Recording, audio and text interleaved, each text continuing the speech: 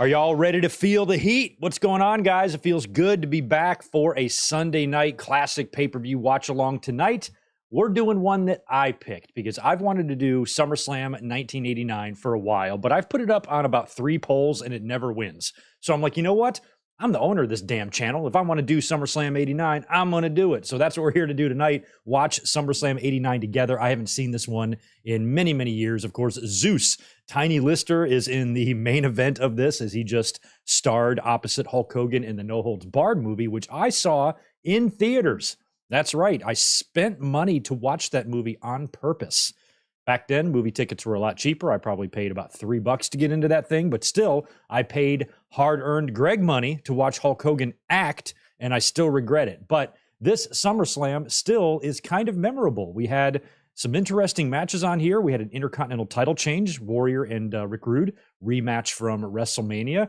Second year in a row, we've got a big tag team main event for SummerSlam here, and I believe we even have a Hearts and Brainbusters match on this card, which is great. This might have been right after maybe the Busters won the tag titles is what might have happened there. And so it's like a non-title match, if I remember right. A lot of stuff going on this show, and I think it's going to be fun to watch. So hopefully you guys are having a great Sunday. We had a 2-week break here as I was on vacation. Or no, maybe a 3-week break as we had Money in the Bank.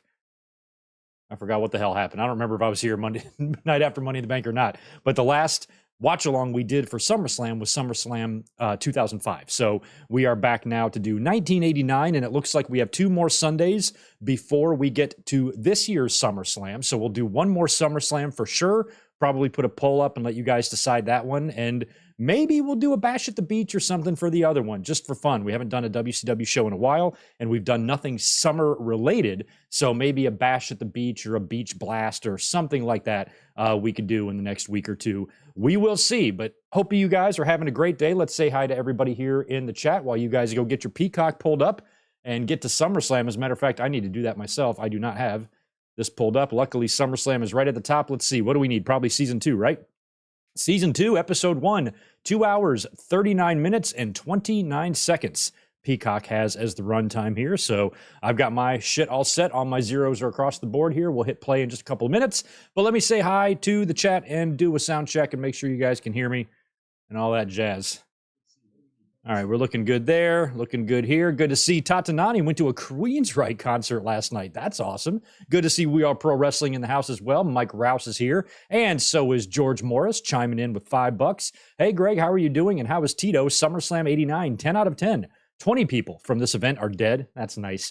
How about SummerSlam 93, 97, or 99? Watch along.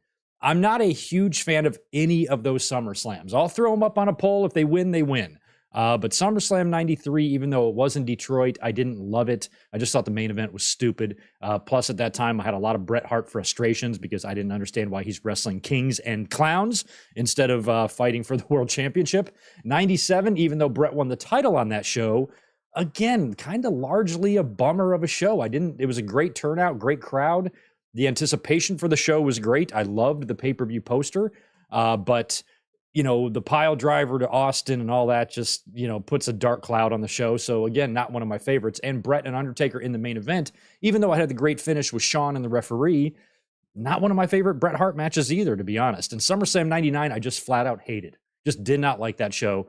Shane and Test, I remember being decent, but nothing else about SummerSlam 99 I really enjoyed. So those are 3 of my least favorite, George. But because you are such an awesome supporter and listener and you're here chiming in every week, we will at least throw those up on a poll, see which ones win, which one wins. We might get to one of those. We might not. I've seen a lot of other good SummerSlam recommendations, a couple other ones we haven't done, like 2003 we haven't done, 88 we haven't done, 95 or 96 either, but those suck too. So we'll see. We might get to another one here. Jay Lambo, good to see you. Ray Frand is in the house. So is David Brown, Zach Palgett, Jeff McMahon, and Michael Cuomo rounding out some more channel members there. We got Mathis Kafer in the house. And we have K-Dog's Kennel, nearly a year. I'm glad you chimed in because I'm going to be sending you a message probably tomorrow. And you were on vacation and you're heading home tomorrow. Perfect. That's great. Popping in to show some love. Thanks, Kevin, as always, for being here. Kevin was so kind to send me a very nice present for Bub that has been lost in the universe somewhere. So we're trying to track that down. But once I get it, I will show that off to everyone. And thanks, Kevin. We're working on it, man. Trying to figure out where this thing has disappeared to. It might be in a different universe because that James Webb telescope is revealing some pretty crazy stuff, and it's possible that sometimes mail might just slip through a different dimension and go into another universe, and it's going to be hard to retrieve. But we'll figure it out, Kevin, one way or the other. Big J is here as well. Deshaun Robinson, good to see you. The Juliet is in the house as well. And who else we got? All the same ones, repeating comments. Ben Espinoza. Ramon Coffee is here. Didn't see you earlier. Ray, pretty sure I got you. We've got Seth Hayes. We got Serge in here as well. Right on. Good little audience in here for SummerSlam 1989. I was only 12 when this show aired, so many of you probably weren't even born or just little itty bitty fellas when this show aired, and I have a lot of memories of it. So I think we should get going on it. What do you guys think? Let me get all my fingers ready over here. Go to your Peacock.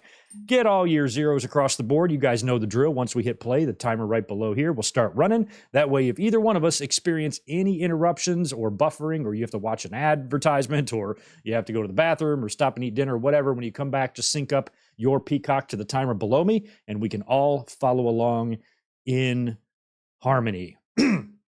Excuse me as I choke on my own spit here. All right, rock and roll. I've got my fingers queued up on SummerSlam and my timer. Hopefully you guys are ready to go too. And we will do a countdown from 3 and hit play if you guys are ready. Here we go. 3, 2, 1, play.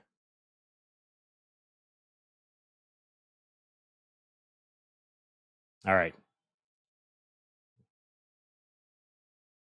Oh, the excitement. Listen to Tony Schiavone. I am 2 seconds behind, but just don't adjust. I'm going to try to adjust myself without you guys having to adjust anything. So just, if you hit play when I said play, you're fine. I just have to do a quick little adjustment. Look at Jesse Ventura. Holy shit. Holy shit.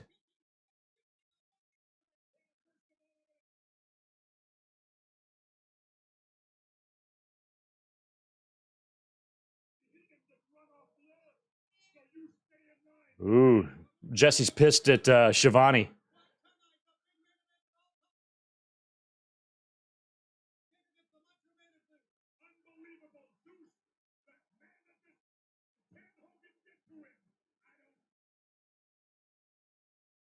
There we go. I'm good now.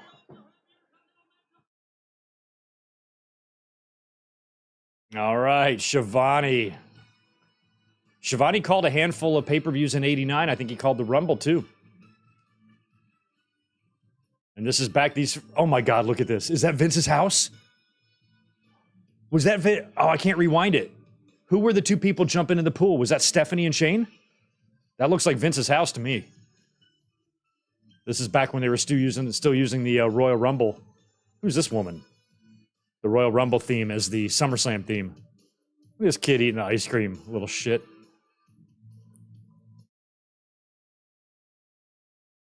Who's that? Oh, I know who that is, actually. That might be one of the women they used back in the Slammy Awards days.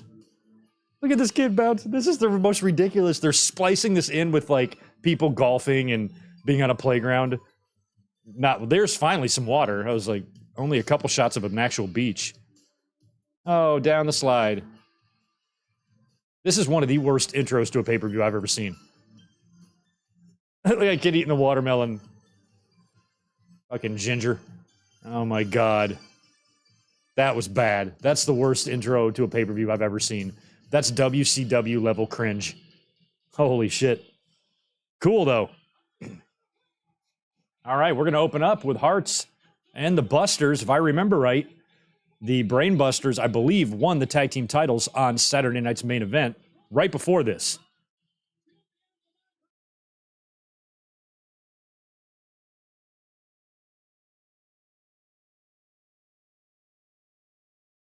Right on. And the following year, this very same team would also be facing the tag team champions. And this time they would win.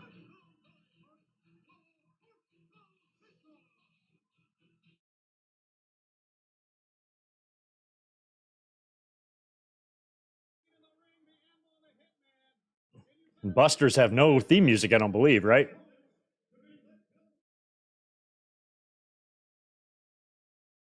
Are the new tag team champions. Crazy. I was so pissed when they beat Demolition.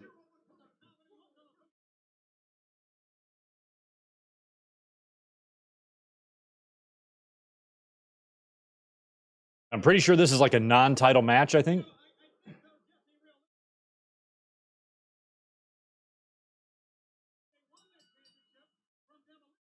Crazy. Yeah, that's right. Andre the Giant helped them out. Let's knock out some supers that are coming in. Michael Kumo, good to see you, man. Shoot, brother. Lately, I've been seeing Macho King everywhere. Not just YouTube, just saw Macho King action figure at work today as well.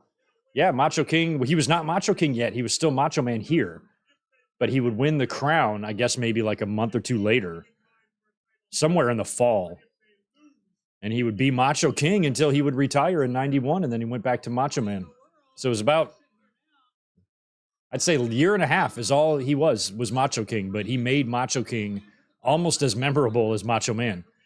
And he only had that crown for maybe 18 months. Fucking crazy, man. Victor Colon, good to see you as well.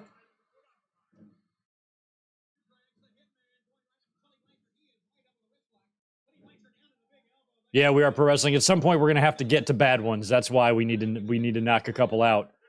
But we can probably get through this year without having to do too many bad ones, because I'll be moving on to a different pay-per-view here shortly, and we'll stop with the SummerSlams. Pick them back up next year. Spaz Phoenix, what's up, dude? Appreciate that. As Brett and Arn go at it. Awesome. Appreciate that 10 from you, man. Canadian 10. What's up, Greg? What's up, Chad? Collision and Battle of the Belts review up now. WWE last week available 7 a.m. tomorrow.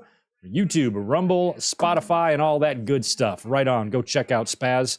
I will comment on Collision and Battle of the Belts tomorrow night. We're going to do a Raw review tomorrow after Raw, and I'll catch up on all of that. But I did see how Ricky Starks and Willow Nightingale won the tournament. So good for them. Tony Khan in the cowboy hat was equally awesome and disturbing.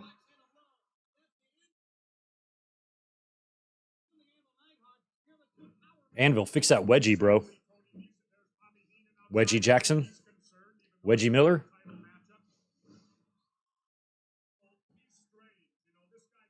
Michael Cuomo, appreciate the $2. Listening to Jesse on commentary is tripping me out. Appreciate the 2 from you. The guy golfing was Kevin Dunn, the Beaver himself. I didn't even notice that. That's awesome. I'm curious who was jumping in the pool.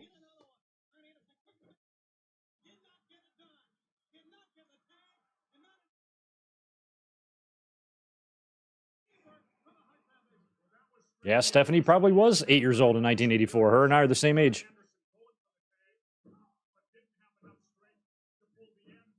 Yeah, it was Steph. Okay, so that was Stephanie jumping in the pool. I had a feeling. I just caught a quick glimpse. I'm like, it probably was. It looks like Vince's house. I've seen pictures of his backyard before.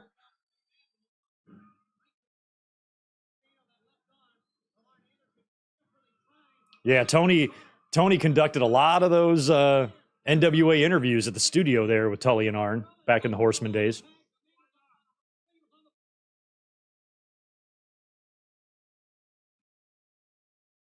Too bad Tully and Arn couldn't be there at the same time Flair would come in just 2 years later.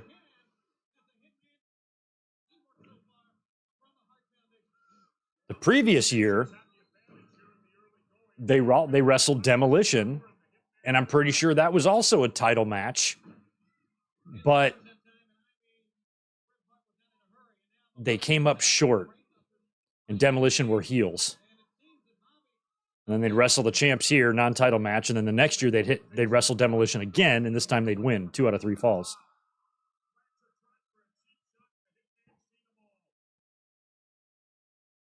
So basically Bret Hart was a champion or wrestled against a champion in his first 5 SummerSlams? 88, 9, 90, 91, and 92.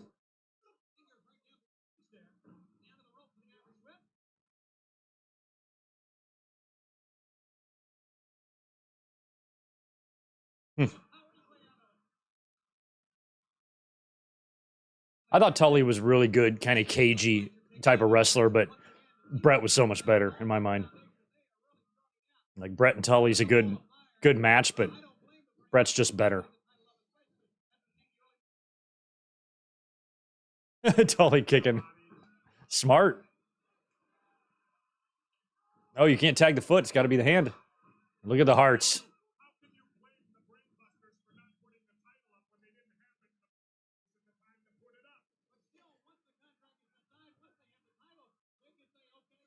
Mike, is Tito watching the show with you? No, he's right here. He's right below me, laying down. It's fucking hot, man. It's summertime. I don't have the AC on. I got the window open. I got a fan cranking.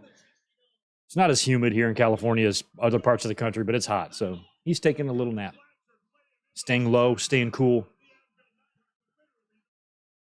He's been laying a lot on the hardwood and the tile because it's cool. Oh, Tully with a bump.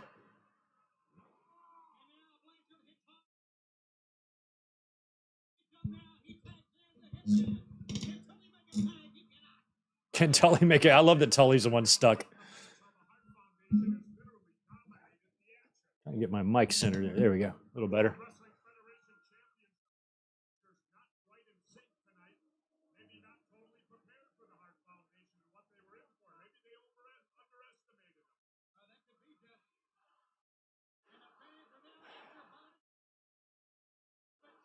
Yeah, Busters would return pretty late because they would drop the belts back to Demolition here on TV. I remember watching that. I was so happy. And then Tully left. I think Tully got suspended for drugs. And he missed like the Survivor Series match. Arn worked it, but Tully didn't. And I think that was Arn's last night in the company.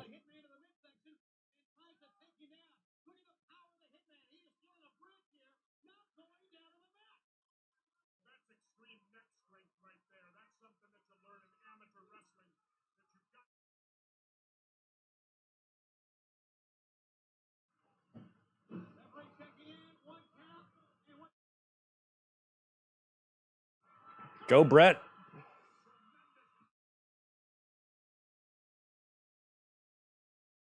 Look at Brett.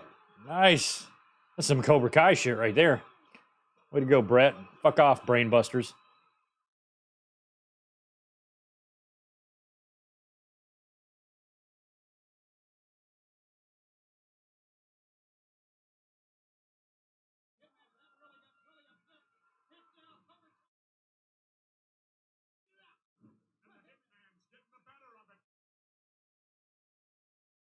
Yeah, Kelvin, they try to do in like 88 and even part of 89 here.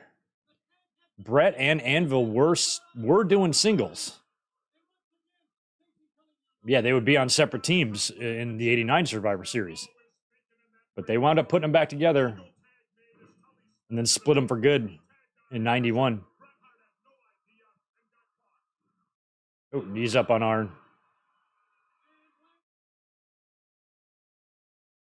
I mean, Arn in this match here, I don't know how old he was, but I would say early 30s. Super young. He looks 50, but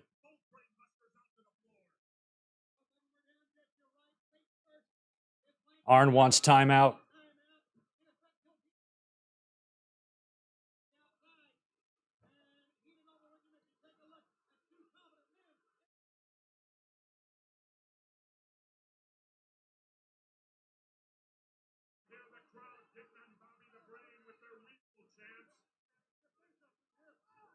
Bobby's like, there's no championship. Don't worry about it. There's no championship on the line.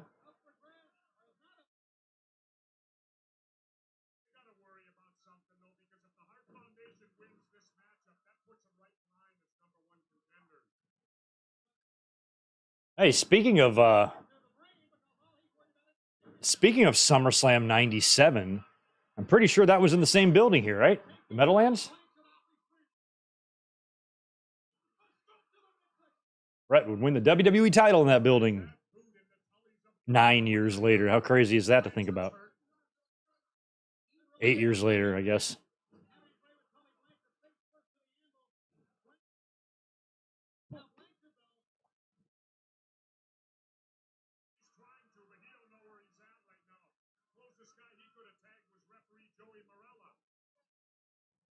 Jesse, we know you don't like Joey Marella. Nice catch. Caught Tully like he was nothing.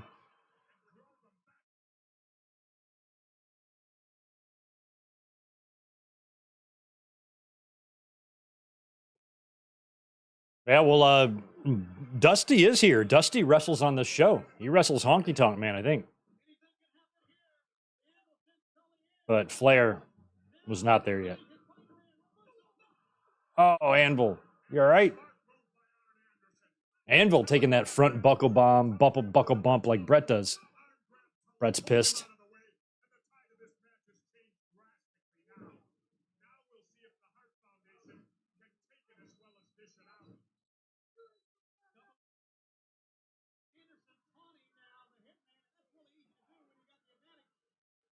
I don't think we ever got on Arn Anderson, Bret Hart, like a one-on-one match ever. Not that I can think of. But if one exists at a house show somewhere, I bet you it's pretty sweet.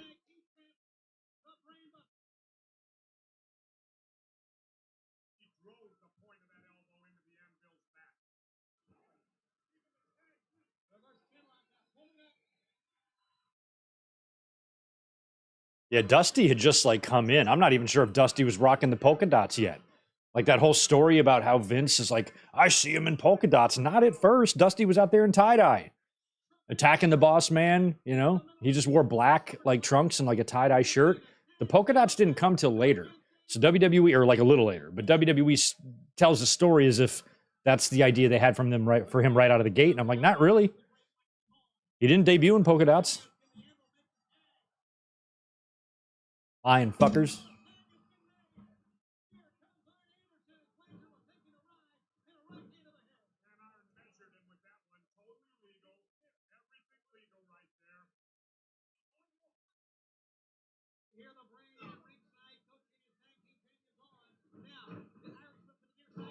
Oof. Oof. Right in the bread basket, as Gorilla would say. I think this is definitely the first pay-per-view we've watched together where it's Jesse and Tony on the call. They would call some WCW shows together years later, but definitely interesting.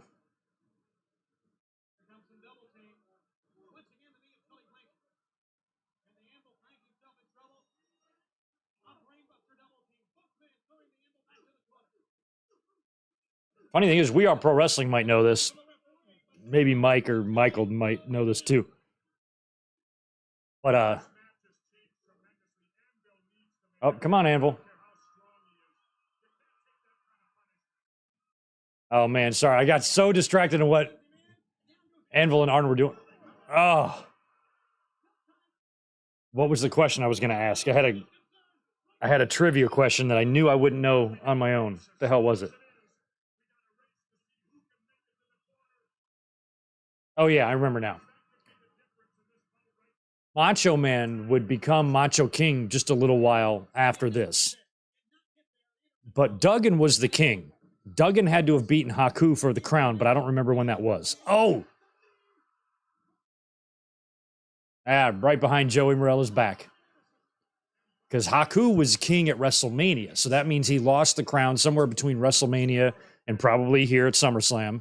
And then a few minutes. So Duggan didn't even have the crown for very long. A couple months.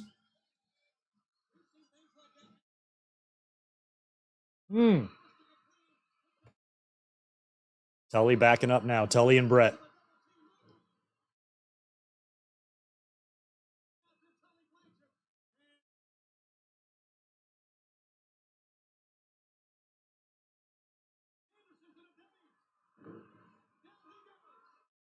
Tully, he's not as...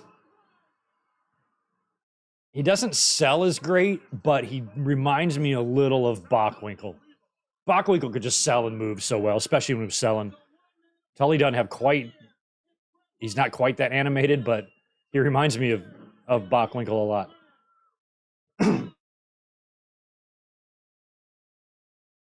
Nice elbow. God, that point of the elbow. He should have gone for a cover. He wouldn't have got it. He never wins a match with that move. Beautiful suplex to Tully. Looks so good. Get out of the ring, Arn.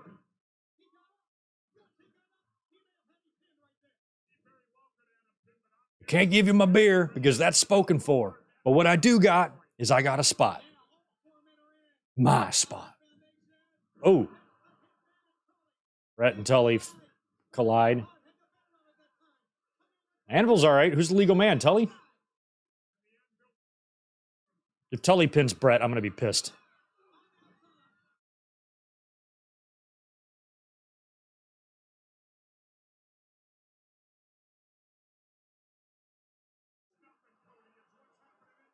Are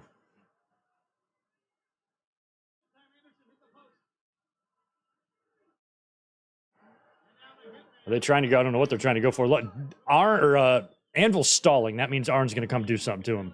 He's stalling way too much. Nope, no, he's not. I like that move. They used that move to win the title 2 years, the following year.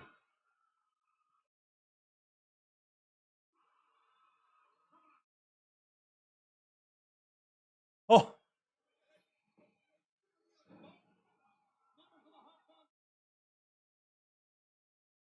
They're going to go for this one, too. Another one of my favorite Hart moves, the reverse body slam. Come on, Morella. Oh, no. That's going to be it. And Anvil's almost purposely. Oh, and this is going to be the finish. Are you shitting me? That's it. Cheap finish. Brett had to take the pin, too.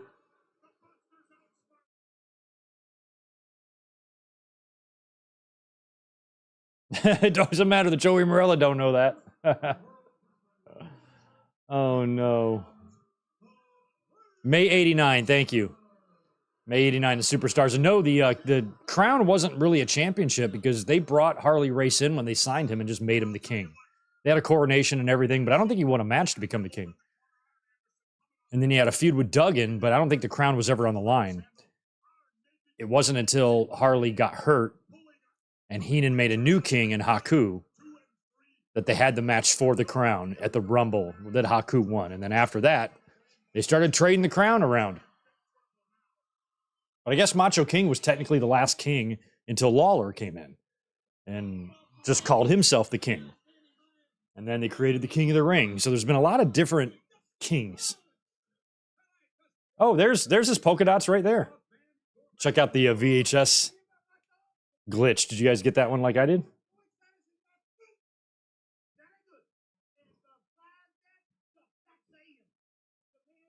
He's still wearing the hat.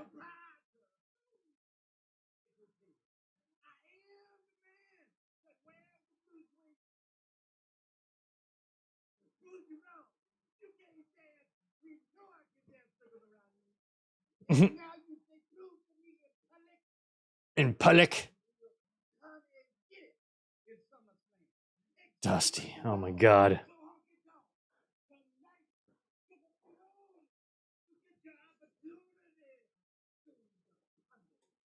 The public.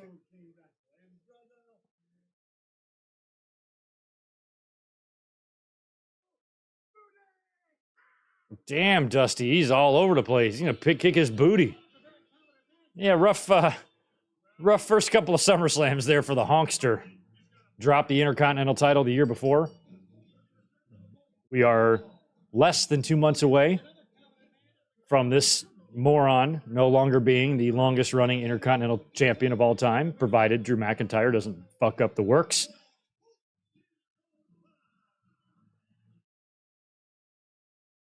With the guitar.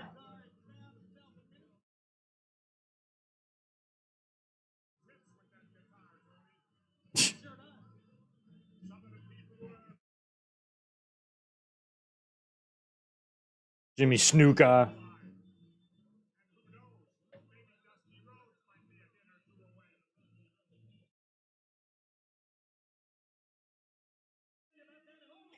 People who spent lots of time with Dusty, like personally, all can do really good Dusties.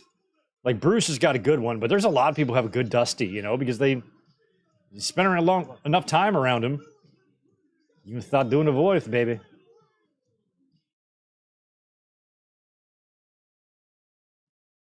He's already got his Common Man theme here. I don't recall when Dusty debuted. It was after WrestleMania. It was sometime between March and August. But I remember the first 2 or 3 times seeing him on TV, he was not wearing the polka dots. I swear. He was wearing tie-dye and some other shit.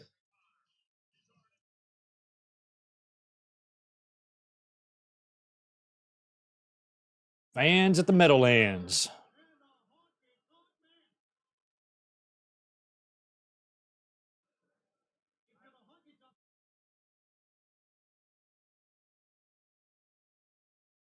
$54 more days. We're going to have our own honkometer up here. It better happen, man.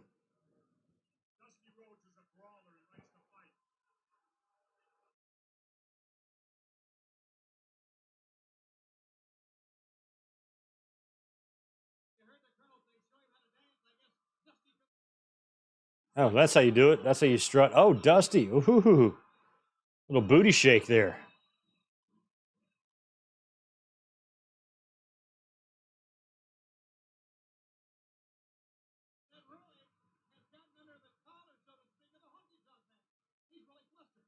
He's really flustered. Honky Tonk Man and Dusty Rhodes. Right after Dusty's debut. Jay Lambo, it's crazy that Zeus is Tebow from Friday. I know.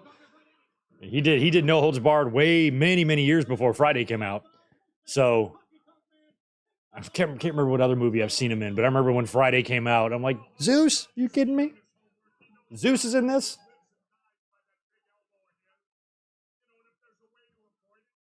Me and Elizabeth watched a movie recently that he was also in. I forgot what it was now.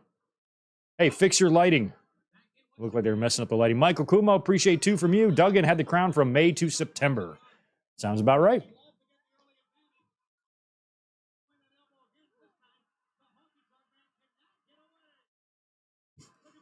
Look at Dusty.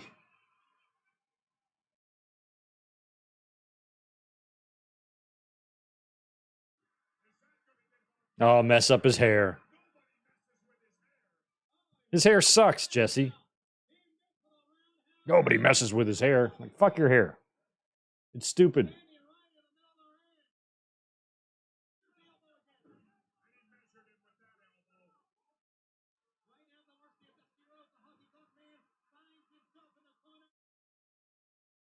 Why was this match not Dusty against Boss Man? Isn't that the feud they started?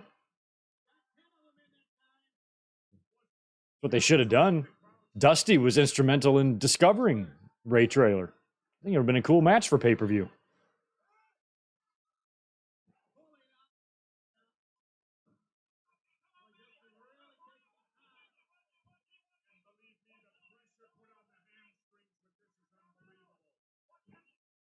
Zeus was on an episode of Fresh Prince of Bel-Air. So was the dad in Friday. Witherspoon. Whatever his name in the movie was, but he passed away a couple years ago. I remember there's something, him and Will are like stuck in a tree. And he's like, push against me and get you a momentum or something. And Will's like, momentum? I'll always remember that from Freshman. Momentum? The hell's momentum? Oh, God. My ex-boss looked exactly like him, the dad. Witherspoon, I want to say Tom, I forget his first name. My dad looked exactly like him. Or not my dad, but my boss.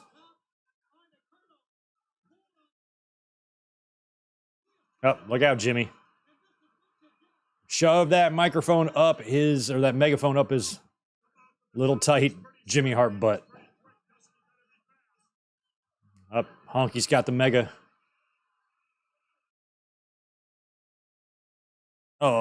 Oh, right in the gut. Should have hit him in Dusty's blotch. It wouldn't have had any effect on him. John Witherspoon, thank you.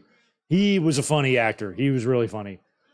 And my old boss from North Carolina, he was from Egypt. And they facially are identical. Like, identical. And it always creeped me out. Because I really didn't like my last boss, but I really did like John Witherspoon.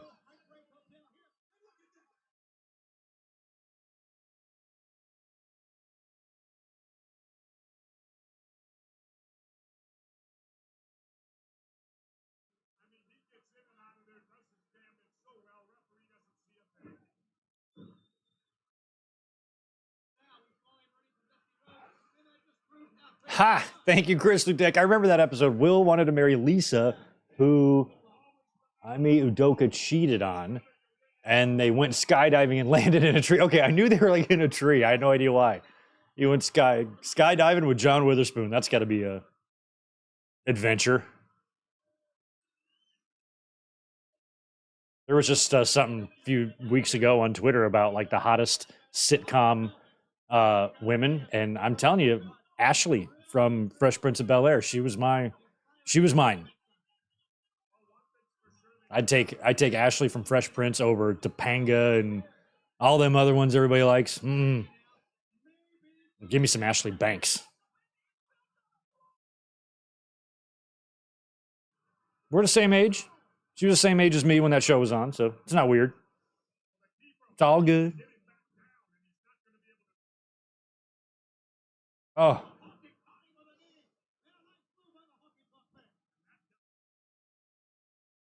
This match is longer than I thought. I kind of thought it would just be kind of a squish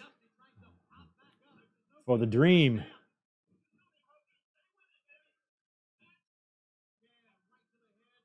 Dusty, you'd be proud of your boy, man. Homeboy is crushing it in WWE. Title or no title. Cody is over like Rover. Beyond my wildest imaginations. I could not have envisioned when he signed with WWE that it would have gone this well for him. Even though I'm still kind of bitter about WrestleMania 39, even with that loss, Cody could not have asked for a better scenario in WWE.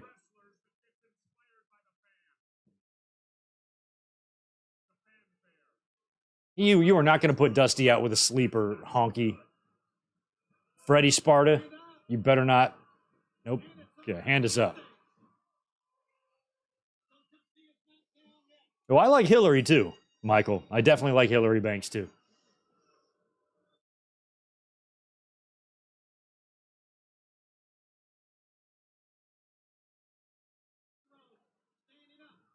Yeah, I did. Don Callis is here right now in San Diego getting his neck checked out. He got jumped by some cameraman at the Triple Mania event last night. There's footage of it and everything. Some guy wasn't smartened up and attacked Don Callis. Hopefully he's okay. But that show was in Tijuana. I could have gone. Tijuana's closer than LA. Could have made it down there. We have lots of wrestling to catch up on. We got to talk about the Owen finals, Collision, that great 2 out of 3 falls tag last night. We had Triple Mania, Impact, the G1's going on. We got Raw tomorrow night. So we're going to do a stream tomorrow after Raw. Try to catch up on as much as we can. I don't even know who Lizzie McGuire is, Jeff. Must have been after my time.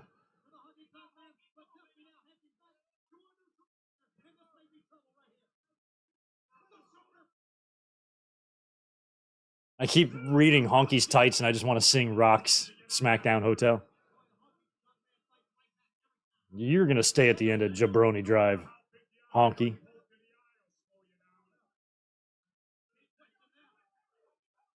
No, Donnie Patty. I don't think they dropped the ball not putting the belt on Cody. I think they would have eventually. Cody is an enigma. Cody is like an exception to a rule or something because he was not getting the type of reactions in AEW than he is in WWE. They just made him a star somehow, and I don't know how to explain it.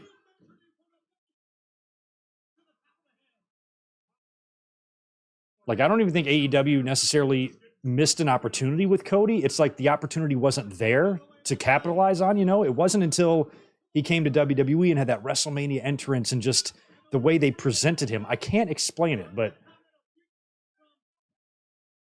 WWE rarely does things completely right, and they really just nailed it with him. He feels like a bigger deal. I listen to what he has to say more. I care about what he has to say more. Uh-oh, guitar shot. He's going to miss. Serves you right. Hit him with a big ass elbow. Boom. Get in there, Sparta. 1, 2, 3. Honky Tonk is over at SummerSlam. 0 for 2 all time. 0 for 2 lifetime. Unless he wrestled in a late SummerSlam that I'm not aware of. But as far as I know, these are the only 2 he ever worked. And he lost. He's just a common man. He works hard with his hands.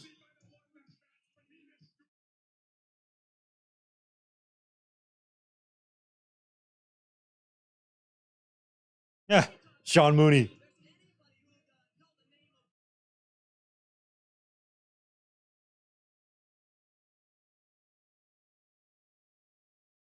Lisa Marie. Rest in peace.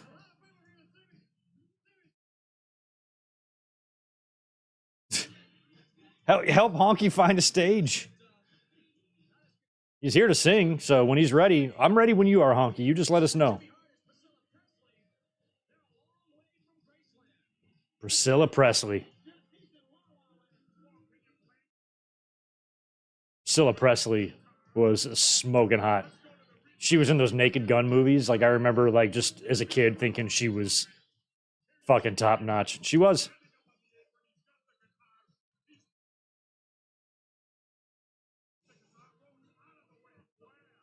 I was born 2 weeks after Elvis passed away.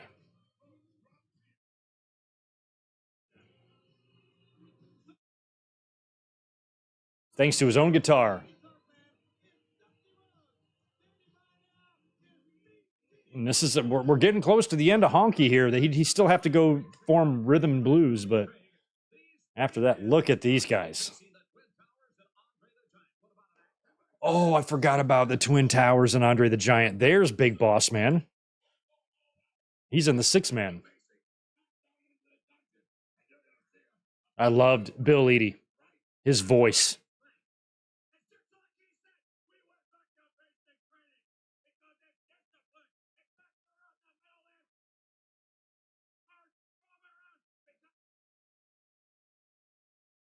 We're in the Meadowlands parking lot, picking up cars, throwing them around. King Hacksaw. King Demolition.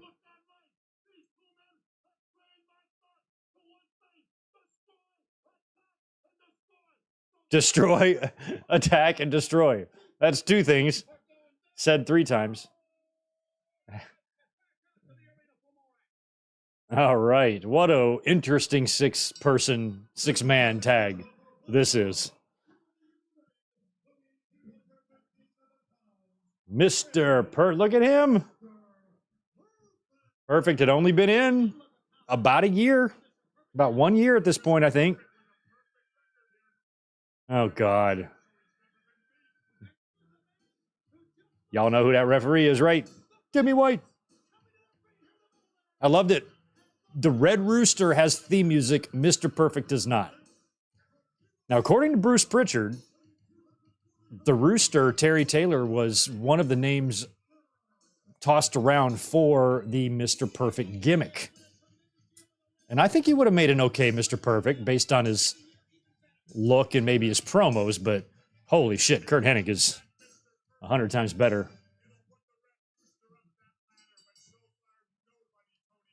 The Red Rooster, what the hell, man?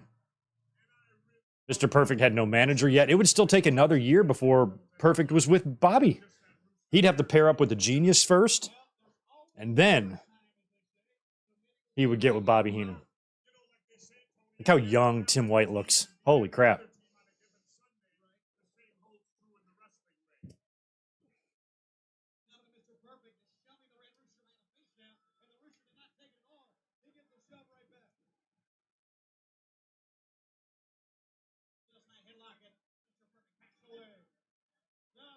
Janet Jackson and Samantha Fox, first childhood crushes. Janet Jackson was on my list too.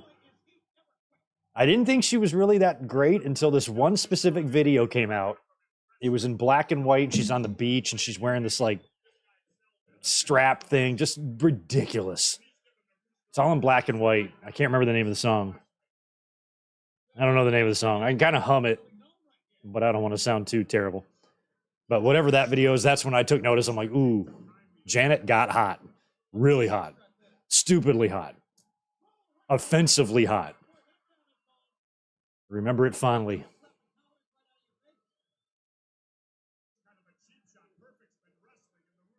Yeah, Brewster does have a little Ric Flair. He's got the the initials on his instead of TT, it's RR for Red Rooster.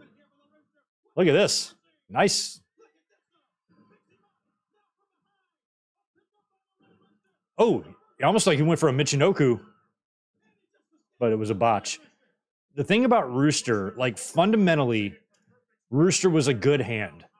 He knew exactly what to do. Timing was good, knew where he was, knew what needed to be done, could call a match, very knowledgeable, right? But he just had, and he still was like fast and a good, solid worker, can do it. But he can't, he just lacks that extra little, like what we saw there, that standing drop kick from Kurt. You put just a little bit more spring in his step, a little bit more quickness and explosiveness into the repertoire of Terry Taylor. You got a hell of a worker there. I just feel like I don't know how you rate video games, you know, like I don't know shit about video games, but I think like when you're building a wrestler, you can have like certain levels of strength, quickness, speed, that type of shit, your parameters, right? I feel like he's a 6.5 on everything with a couple of 7s, you know, but no 8s, no 9s, no 10s.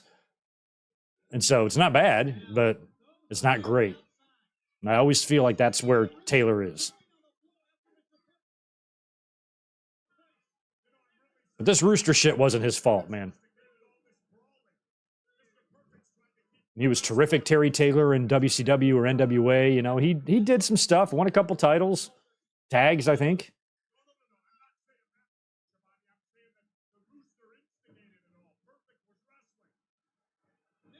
Perfect Plex, there it is. Got him. Just like that.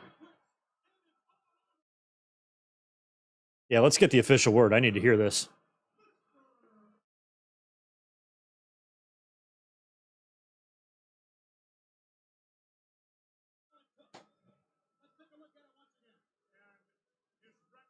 Top 5 worst Mania matches ever? Him versus Bobby? I don't think so, Mike. That match did not overstay its welcome. It was super quick, only lasted a couple seconds. And that's not necessarily a bad thing. And plus, Bobby Heenan is a good wrestler. A lot of people don't know that, but he's good. And he took that post bump really well. That match didn't need to be any more than 30 seconds long. I thought it was all right.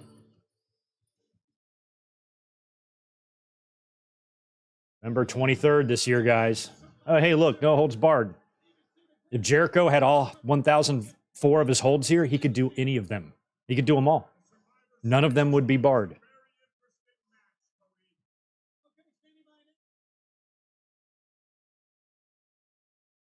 Oh, Rick Rude and your Intercontinental title. Is this where the thing falls? This must be take 2.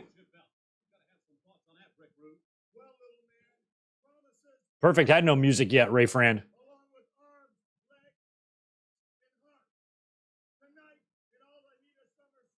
Rick, your hair is spectacular. Look at that hair. That was the look back then, man. Poofy. All Rick Rude needs is some sunglasses.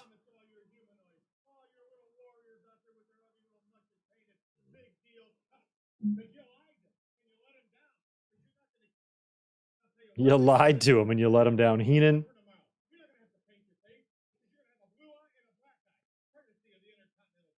Oh, Rude.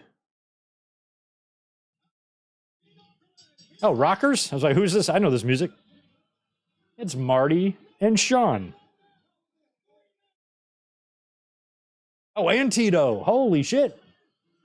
Marty, Sean, and Tito. Holy crap. So we got another 6-man? How many 6-man tags do we have on the show? Who are these guys facing? I don't even know who their opponents are. I can't wait to see. Let me think. It's got to be like Rougeau's or 89, 89. Rougeau's and Rick Martel. Totally guessed that. I'm like, well, Tito and Rick just broke up at WrestleMania, so that's probably one member. And then Rougeau's are the only other tag team I could think of.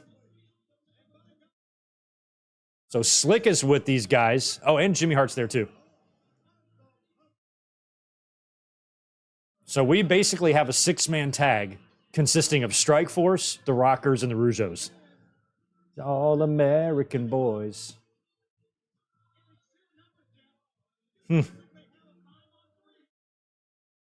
Jock is like, boy, this company is so much more bearable without Dynamite Kid here. All we listen to is Barry Manilow.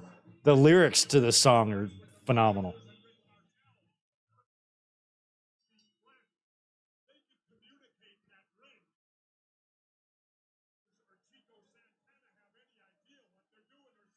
Jesse, anybody who's bilingual will have that advantage. Mexican teams, Japanese teams who speak English as well, they're going to have that advantage. That's nothing new. And you don't need to do a lot of secret communicating anyway, unless you're cheating. If anything, you could just be insulting the guy when he's in a chin lock, and you could be talking to your partner, "Can you believe this guy? I bet you he has a 1-inch dick." You just talk smack to him. They don't know.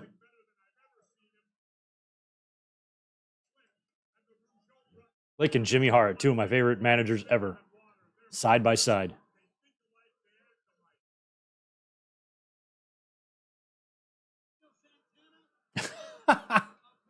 Did you catch Jacques giving Martel a little pat on his extremely sexy keister? You can't pretend it's not.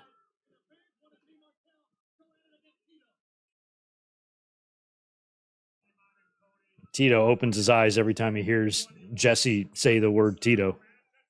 He's not talking about you, buddy.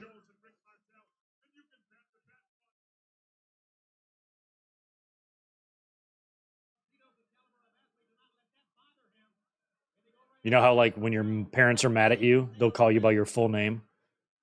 Greg Morgan, knock it off. That's what I do to Tito. When he's bad, I call him Tito Santana. Tito Santana, get down. And he does. He gets right down.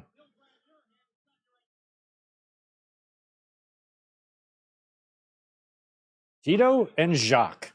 Let's see. Let's think about their history. Ooh. They've wrestled either at a WrestleMania or a SummerSlam. They've wrestled.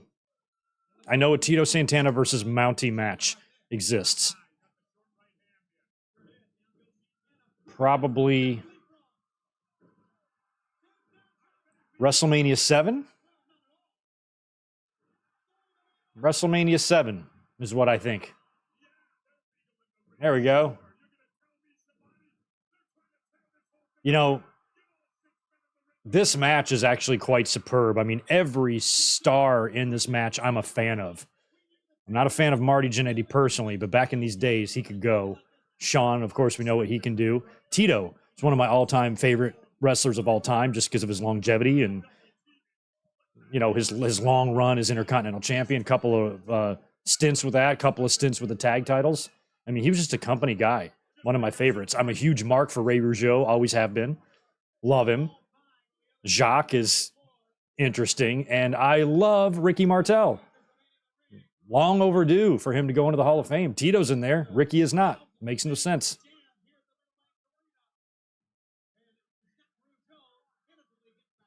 Look at Sean and Tito. Sean and Tito also WrestleMania opponents. Tito's in here with 2 of his WrestleMania opponents.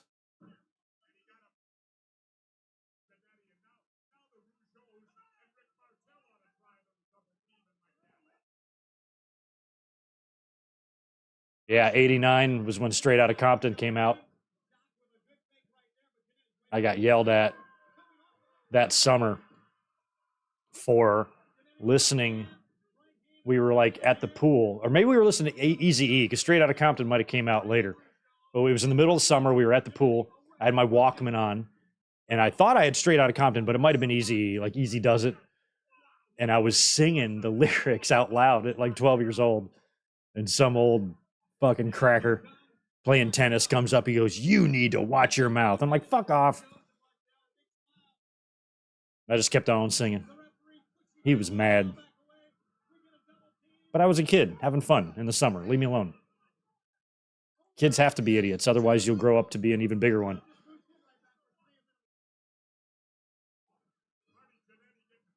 I am so glad I was allowed to be an idiot during the ages when it was okay to be an idiot, because without that. I might have been a late bloomer there, and I'd still be an idiot now, and then I'd look real stupid being on YouTube and stuff, being all stupid. Get your stupidity out of the way when you're young. Make your mistakes. Nice. Look at him. Martel never wavered in his physical conditioning. Like I'd say from 86 to when he left, he looked the same, maintained the same weight. He was just absolute consistency from Martel. And here's my man here, Ray Rougeau. It's hard to see him with that mullet. Got a little bit of a Mike Graham thing going on, but Ray Rougeau would beat the fuck out of Mike Graham if they ever got in a fight. Oh, he'd fuck him up. He'd fuck him up. Ooh. You know, the story goes, too, that Raymond, I believe, was hurt. He had an injury during the whole Dynamite Kid thing. So I'm not sure if you got a healthy Ray there, you know. I mean, Ray, I'm sure, is going to let his brother fight his own battles, but at the same time, he's probably not going to let him be bullied either.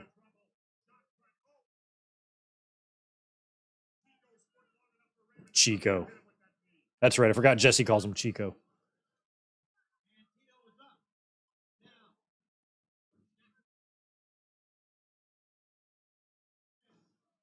It's crazy, too. I remember I became a fan of the Rougeaus when they were baby faces, you know, but the heel persona fit them so much better because when Rougeaus were babies, they were a lot like the Killer Bees.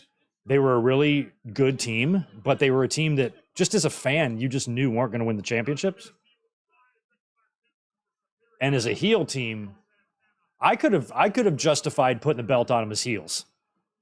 I wouldn't have hated that had they won the tag titles. I think they would have been a fun heel champion team. But teams were strong back in these days, man.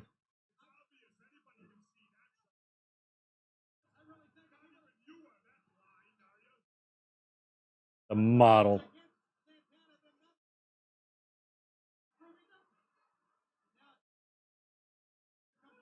From Cocoa Beach, Florida. Oh, nice drop kick by Jacques. Jock was very athletic.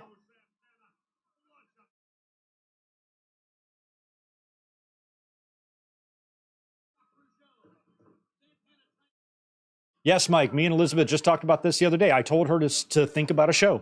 I want to pick something she wants to do, and I want to keep it within an hour. So those are kind of the parameters I gave her. I was like, look around, see if there's a show that you would be interested in, and we'll just flat out do it. And it will be members only.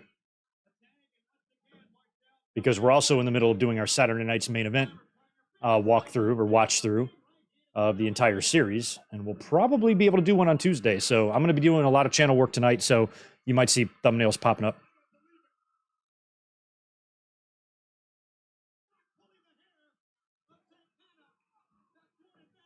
Also, channel members are going to be getting on-screen visual shout-outs now. Working on making sure the channel members are honored in most videos.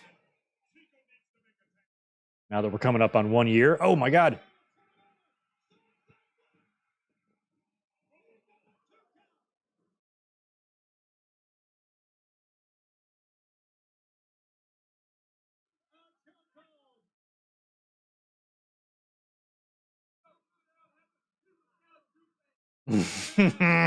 Slick. You hear that, Earl Hebner? He's just counting too fast, man. That might be Dave. Might have, oh, no, I think that is Earl, actually. Slick's right.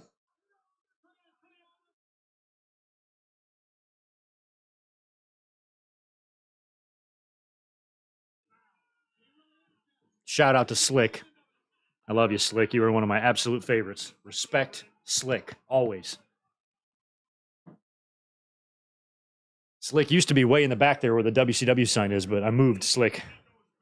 He's with me now.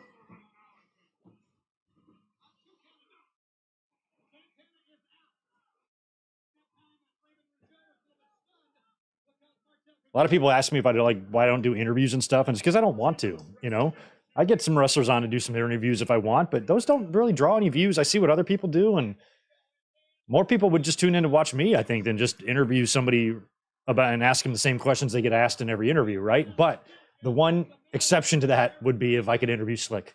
I would really like to interview Slick. He would be so fun to have on. Slick, wherever you are, I hope you're doing well.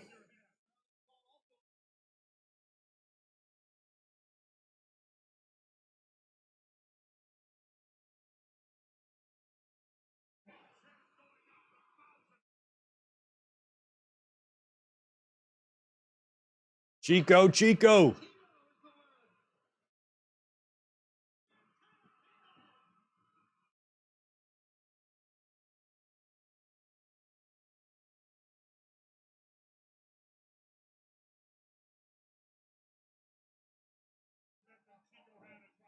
These guys too. This is, I mean, maybe being on opposite sides of Survivor Series as well, probably in '89. But I felt like this should have been one-on-one. You know, we never got a pay-per-view payoff, although pay-per-views weren't as common back then. But as soon as the split happened at WrestleMania, they just worked the live event loop together all over the country. And then occasionally, so I know I watched them wrestle once on prime time, but you never had like a match set up that like felt it was the culmination of their issue. You know, it was never presented to you that way. It was either a match like this or just a random one on primetime wrestling that ended in a double DQ or something like that, you know? So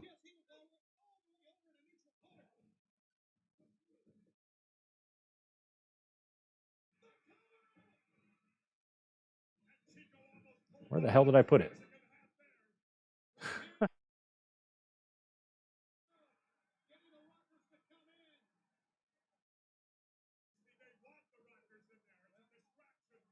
Mm-hmm.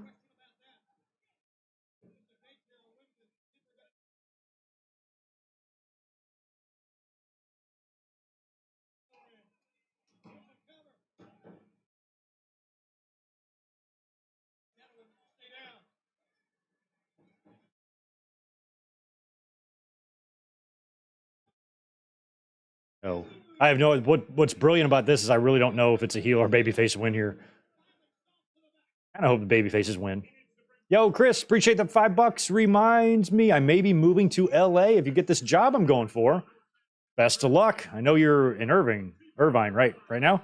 Did you get my DM on Twitter? Yeah, and I agree about Cody. He's 10 times bigger now than in AEW. Yeah, let me know when you are in town again. Right now, I'm in the middle of my summer season. From now until Labor Day, it's crazy. But we can get a drink. We can work it out. Just the thing is, weekends suck for me. That's the only thing that sucks. But I'm almost already ready for fall, even though I love summer and warm weather. I'm already kind of fantasizing about a quieter existence in September and October and before the holidays come. Sean, I think, has been in, right, Ray? He hasn't been in a while. I thought he was in at the beginning. High knee. Come on, Chico. I mean, Sean's got to get the hot tag. Only one man in this ring reached, well, two, I guess, if you count Martel. Made it to world championship status.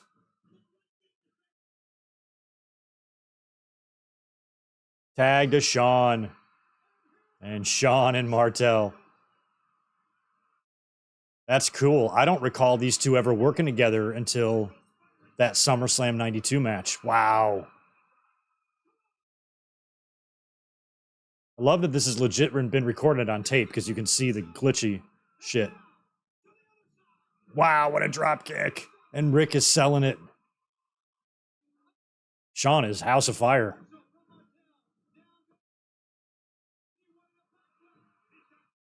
Wow. I mean, these two guys are as good as it gets.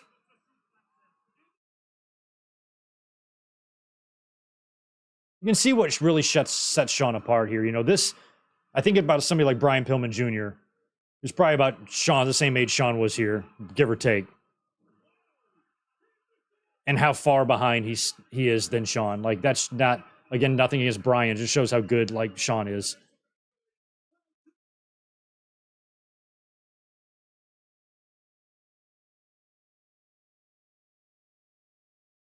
Like everything just looked so. Everything all 6 of these guys have done in this match has looked great. Every single one of them is a bona fide worker, you know? And it's great to get a match like this.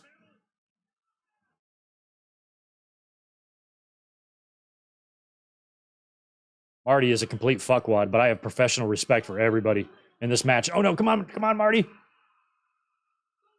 Ah, shit. Ah, shit. Heels are going to win. Ah, motherfucker. Motherfucker. That's finish. Ooh, that music played quick.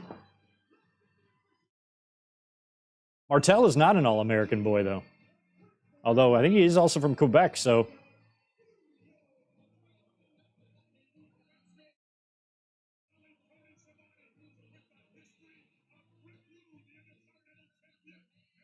Oh, okay, we're going to get Rick Rude and Warrior history.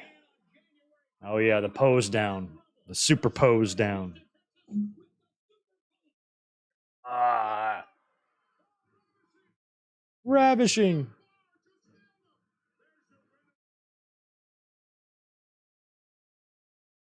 So crazy, like how as a kid, I did like Ravishing Recruit as a kid, but I liked Warrior more, and I remember being like pissed, so mad when he lost the Intercontinental title. Then you grow up, and then you learn, you learn more, and you realize that. Now I look back on these matches and root for Rick Rude. He was so much more respected. He was so much better of a talent.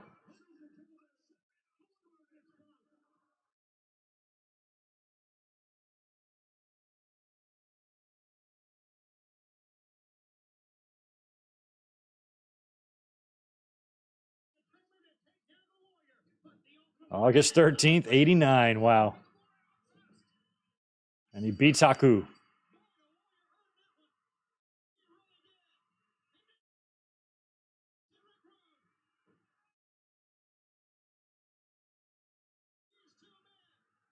And how crazy it would be that they would actually work the next year in the main event. Cage match, man. Oh. Hey, Warrior took that pile driver pretty well.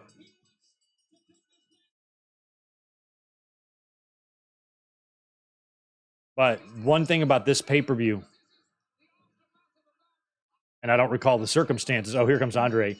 But I know that I didn't order this on pay-per-view. I watched the scramble because I remember listening to the Warrior winning the title and just being so fucking happy.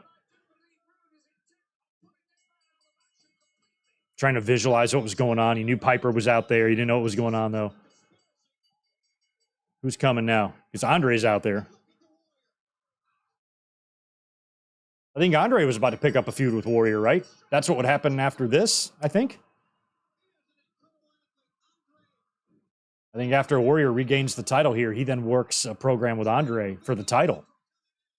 Because I know Andre gets a bunch of Intercontinental title matches, which would have been crazy to think of him winning the IC belt.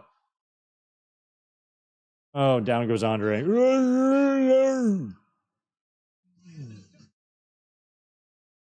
Look at her. Look at the denim on this one.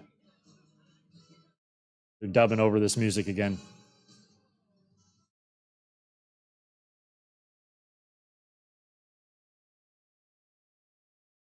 Oh, this music is just puke-inducing. Here comes the Warrior. I remember on seeing this issue continue between them after WrestleMania.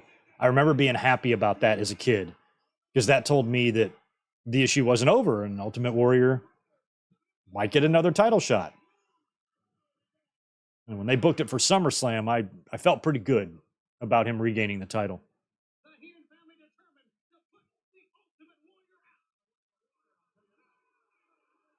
He doesn't have Mick Foley in his hands, does he?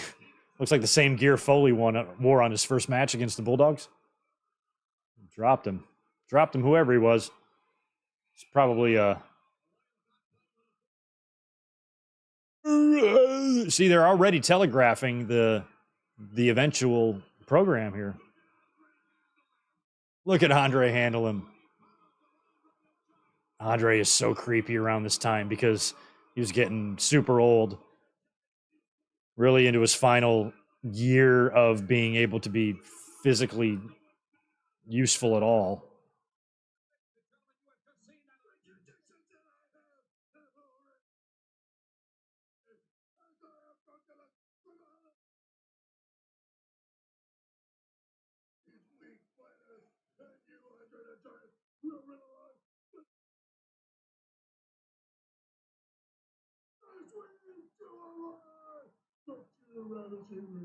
What is wrong with you, Ultimate Warrior?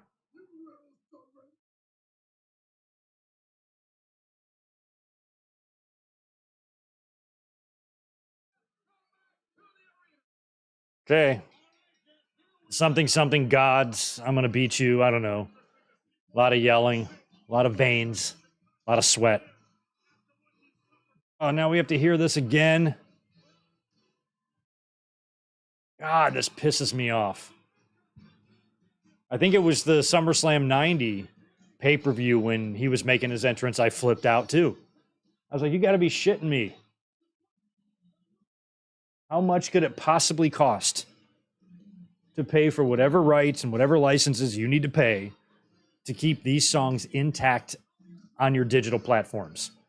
It may be complicated. There may be steps to doing it, but fucking do it, man. I thought WWE can do anything. I thought they can put smiles on our faces. Can't fix their own fucking theme music? Well, some of these licenses expire. Fuck off. Just pay for them. Do whatever you have to do. Give us our music back. It's insulting that you've taken it away.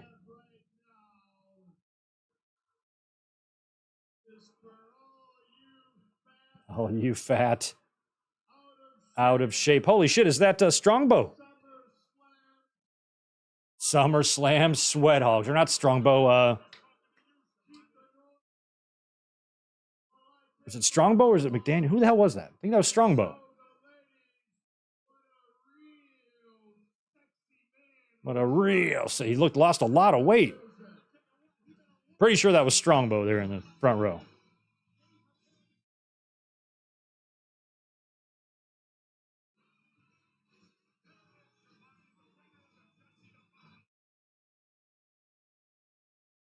You can't even hear the announcers because they've blasted this rhinoceros diarrhea all over our ears. Here comes the Warriors, still over. Poor Rude. Sorry you got to lose your title, man. 12-year-old Greg was happy. 45-year-old Greg is mad. Now, Warriors theme music, on the other hand, is still badass.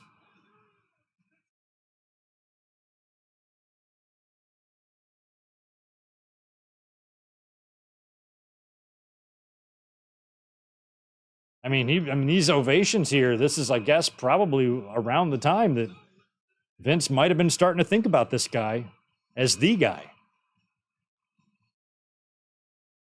WrestleMania will be here before you know it.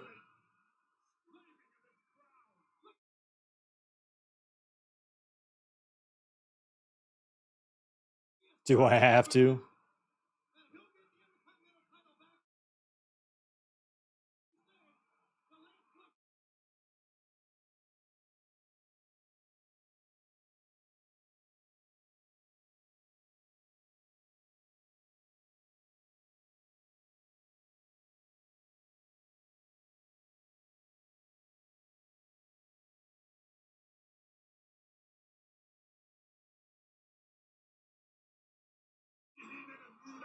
Oh, I didn't catch that they blurred out wrestling. They did. What a bunch of assholes.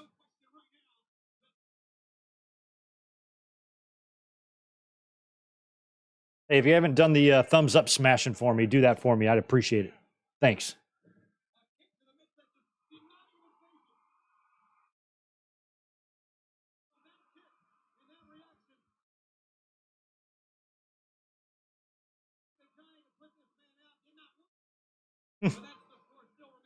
Okay, yeah, that was Andre's handiwork there trying to soften him up for Rude. But Rude, around this time, I'm pretty sure it already happened, was doing the deal with Piper on primetime. And he showed up on primetime. That was during the Bobby Heenan show days. And Piper like took that over for a week. And then I remember Rude showing up in the studio and like attacking Piper. So that I'm pretty sure happened all before this match. So you got Piper. Oh shit. He's got him up. Oh, and he just threw him right out. So it's Piper and Rude have kind of already started a thing. Andre and Warrior have started a thing. So this match wraps up Warrior and Rude's issue.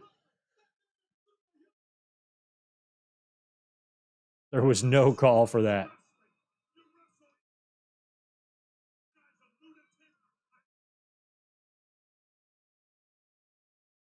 SummerSlam, the Intercontinental title changed hands every year, all the way until like 93. 88, it was Warrior winning it from Honky. 89, Warrior winning it again. 90, Kerry Von Erich won it. 91, Brett won it. 92, Bulldog won it. In 93, Mr. Perfect should have won it. Where the hell is the referee? I don't know, Jesse, but Tony Gurria's there.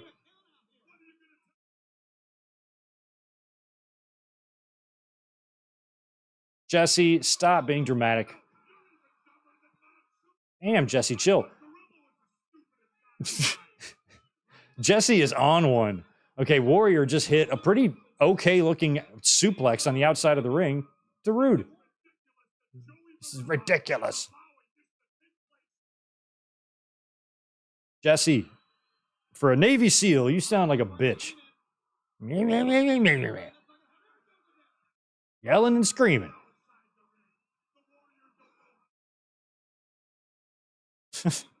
The Warrior don't know how to wrestle inside the ring. Jesse. Some of these people who did not like Warrior, you could legitimately hear it in their characters.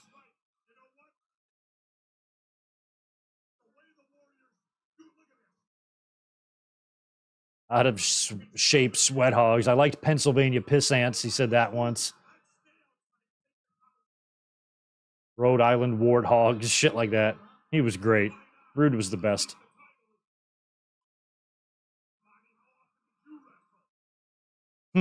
Yeah, Shivani. Shivani's like, I didn't wrestle, but I had an awesome mustache in 85, so fuck you. Nailed him. Double axe. Oh.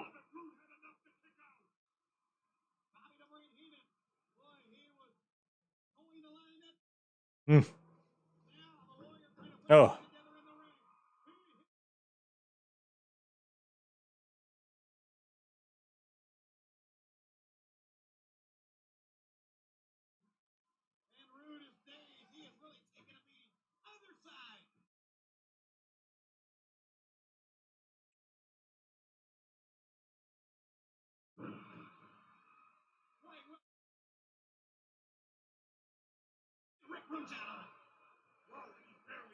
Yeah, Andre struggled to get around in the ring, but to a wrestling fan of a certain age, none of that mattered. None of that mattered to me at the time. Andre was declining year by year, but I would argue that he was in no worse shape here than he really was in 1987. I mean, even the match at WrestleMania 3 against Hogan, fresh off of back surgery, he could do hardly anything. But he was still Andre. You could still get money and value and matches out of him, even though he was extremely limited. And they used him appropriately. He never did a whole lot in there near the end.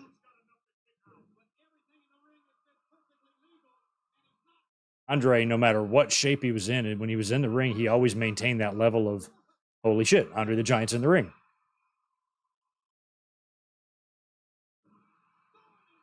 He really has that. I can only think of like maybe Undertaker and Brock Lesnar that kind of carried that weight. You know, anytime they were in the ring, it was just a big fucking deal.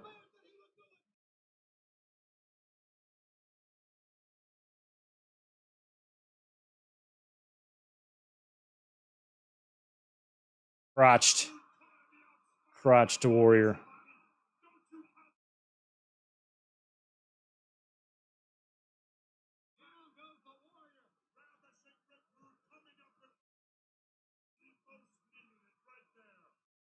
Come on, Rude. Maybe we'll enter in a different universe and you'll actually retain the title here. That would be awesome.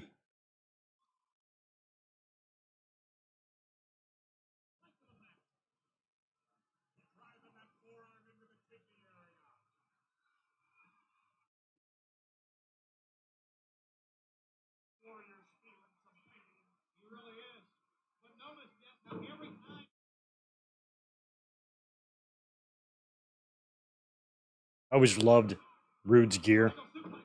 That airbrush shit. I wonder if they had somebody in-house doing that or they got that made. I cannot believe how young Rude died too. Just another super frustrating death. Is in the era now of podcasts and whatnot. Imagine a Rick Rude podcast. Really missed out on that one. The shit he'd say, the stories, oh my God. I would love to pick his brain about this, about his feud with Warrior, about what it was like working with him.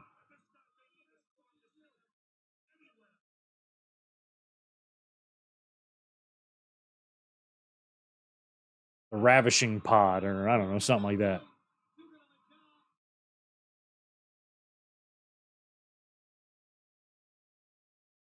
Pod Awakening. I don't know.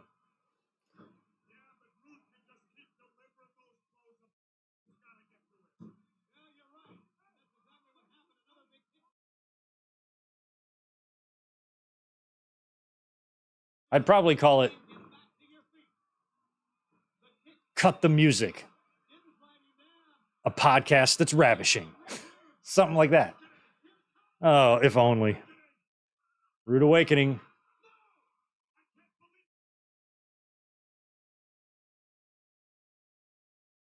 Powering out of the Rude Awakening. Ooh, Sleeper.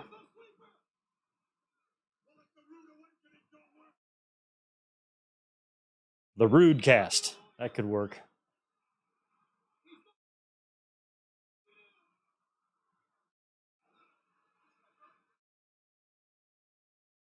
Warrior, just go to the ropes. Look at Bobby looking around. He's always going in his pockets in front of the camera. I thought you were the brain. That was kind of one of his trademarks. Always got his hands in his pockets when he was on camera.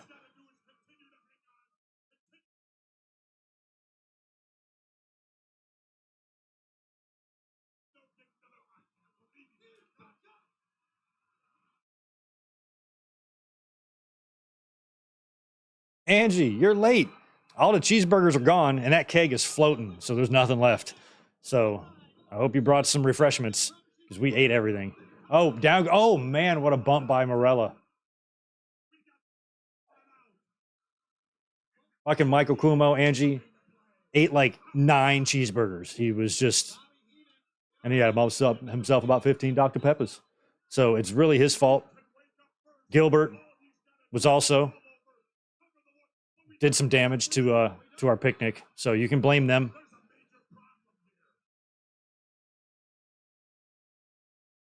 Yeah, Morella got his bell rung there, and he took a heck of a bump too. No referee.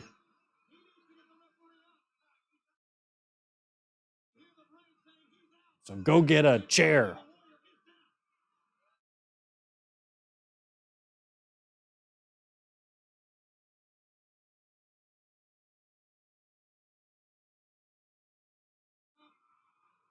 A Greg Gagne podcast? No One Cares with Greg Gagne. Welcome back to the No One Cares podcast. That should be a good name for any podcast, really. The Trapezius.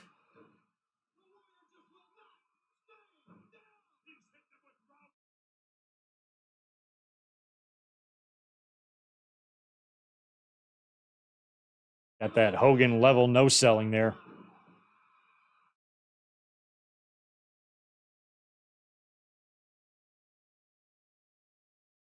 Mm-hmm. Morella is out.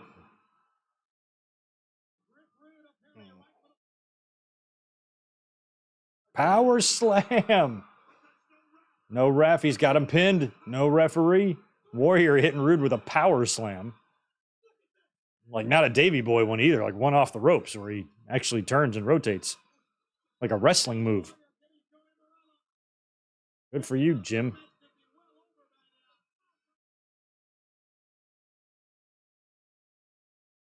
Pile driver. Nails him. Referee is nowhere near our position. Come on. I feel like Rude's got to kick out. Foot on the rope. Lee Heenan, yes.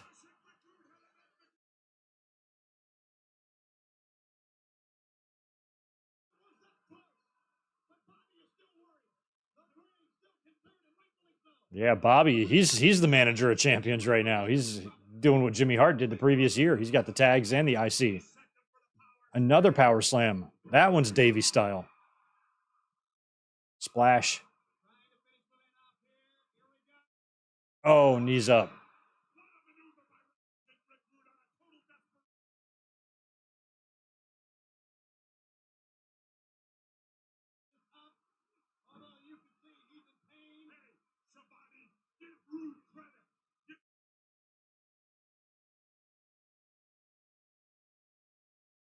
I mean, it shouldn't hurt you that bad. If you're the Warrior in that situation and you do the splash, he gets the knees up and you just land on his shins. Might be unpleasant, but I don't think it's going to knock you completely the fuck out.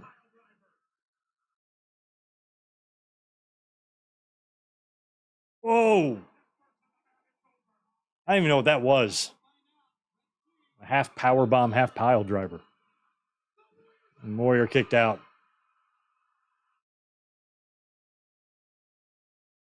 It was a really strange move.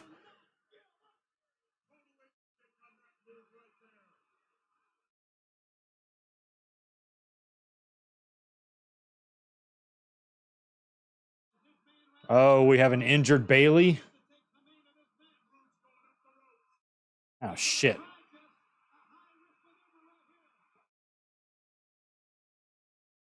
All right, he's going for, I think, a punch. Nope. Yeah, punch. Yeah. Crowd is very loud. Oh, this Piper's here. I was marking out. Because remember I told you I was watching the scrambled version of this? And I'm like, Piper's there. Holy shit.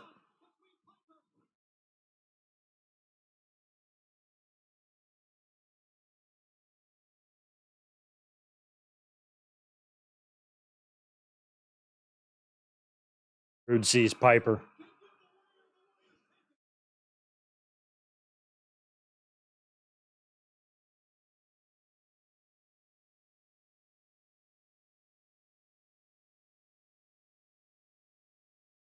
He's posing for Piper. He's going to swivel his hips for Piper.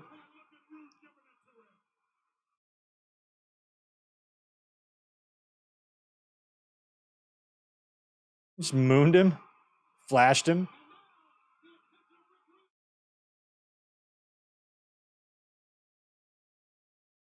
Fucking German. Warriors hitting belly to backs. Pile drivers, power slams. Taking him out with the flying tackle.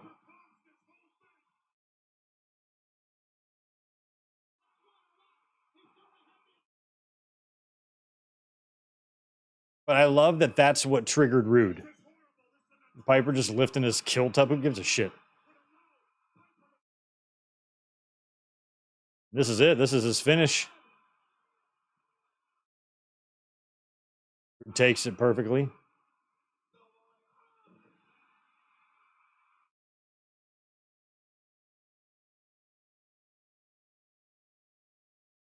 I was very happy. I remember as a kid being like, fuck yeah.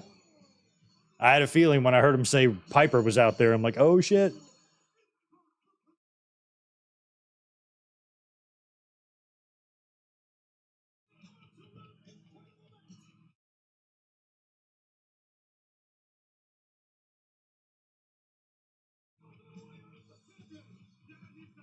Yeah, the Intercontinental title for a while there just felt synonymous with SummerSlam. It just a lot of great memories, a lot of great title changes. I mean, the two Warrior ones were pretty epic, both of them. Maybe the year before was a little more bigger of a deal, but I like Kerry Von Erich's. I thought that one was really well done. Of course, I loved Brett's and Bulldog's. We know how historic that was. Like, all of them were good.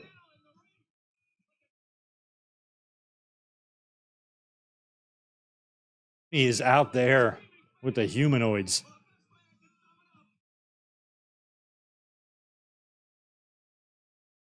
I could not be surrounded by that much jersey without freaking out. Sorry.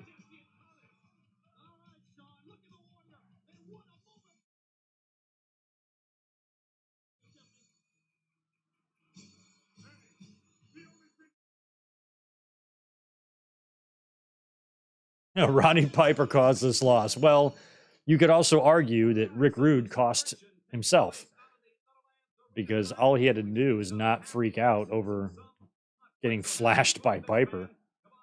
And he might have been fine. What's up, Mr. Perfect?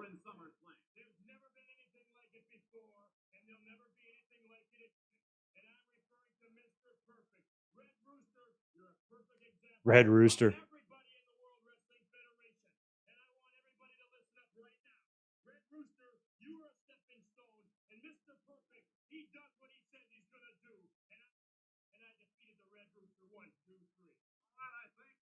All right, I'm going to show a replay of the Red Rooster victory.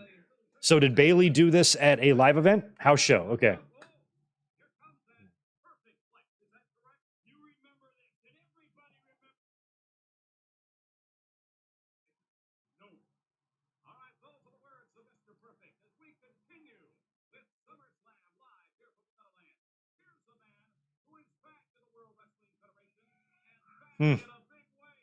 Piper, he's happy.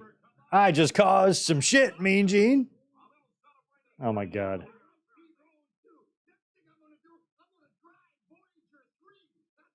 I mean, Piper, if you were on the verge of getting a bunch of matches with Rick Rude because you're feuding with him, wouldn't you want him to keep the Intercontinental title?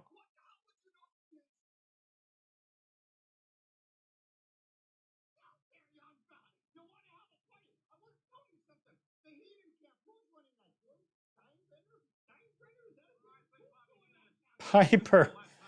I mean, he just came back, WrestleMania. He returned after 2 years. It was crazy to see him back. And it felt different. Like Piper was different. His hair was longer. It felt like a little bit different of a time period than when he was a heel in like 85. Production was better and more pay-per-views. Things were different.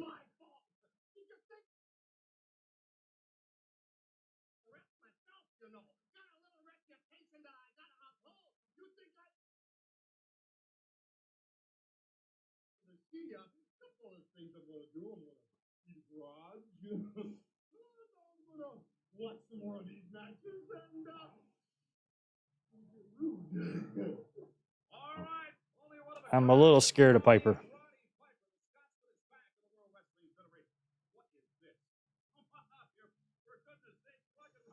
Rugged Ronnie. I forgot about this thing.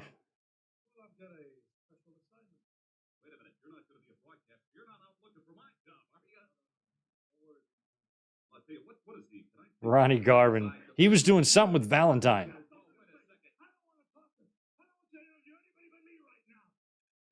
Heenan's mad again.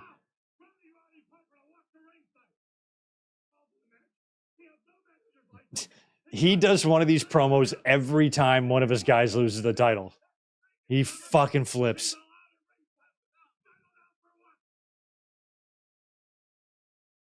He had a couple of classics like the WrestleMania 6 after the Colossal Connection lost. SummerSlam the next year after Kurt lost.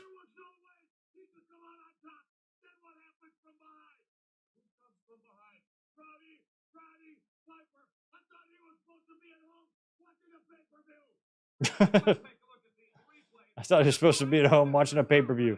Yeah, you're taunting him, asshole.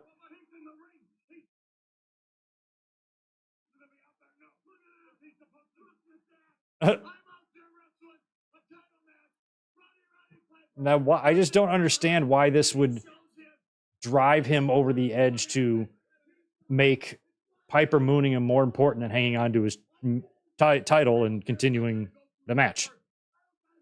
It's kind of your own fault there, Rude. Making me defend the Warrior. I don't appreciate it. Start the match over. Go back on there. Start the match over.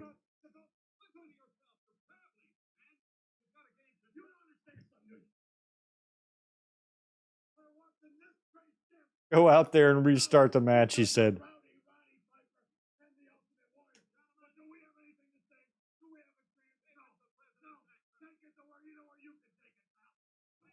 Yeah, Ronnie Garvin, when he was here in WWE, he was feuding with Valentine.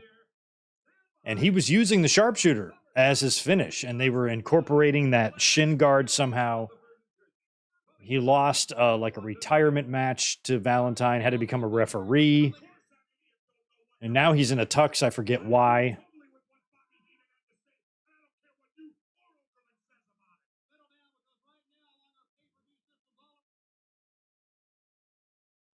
Five-minute intermission, y'all. I hope us Peacockers don't have to do that. Good, we get to skip it. I remember those. They used to do them. Gene, you look like you just farted. He did.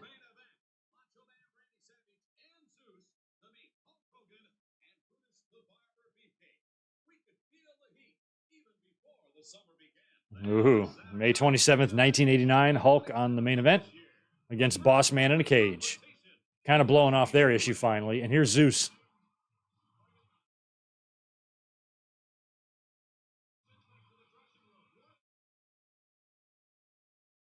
Hogan's like, I'm not scared of you, brother. I didn't know how to feel about it as a kid.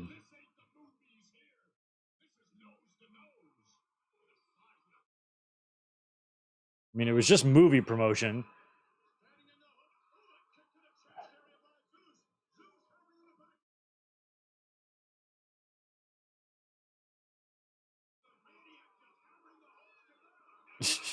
He's wearing that thing.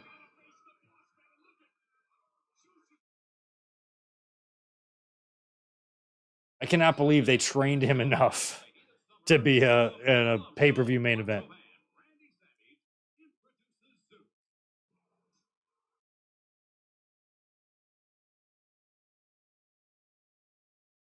I mean, he looks...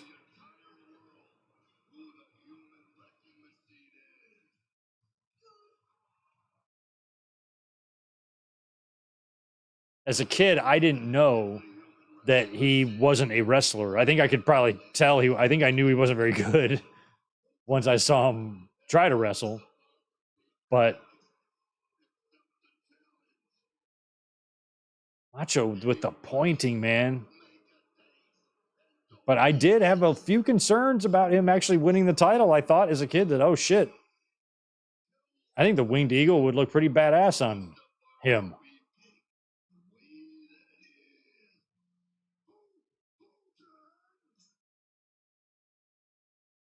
Beefcake Barber.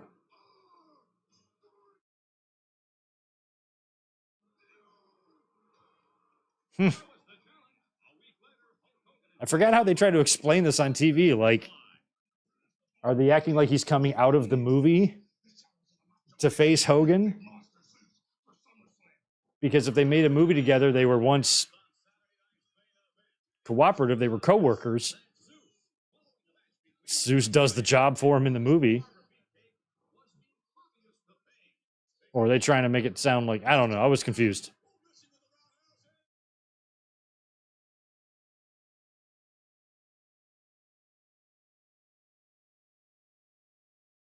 Oh, Zeus.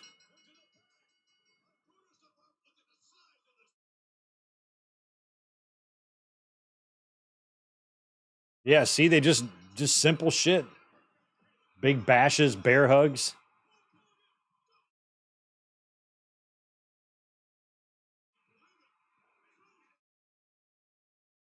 Oh my God. Nothing.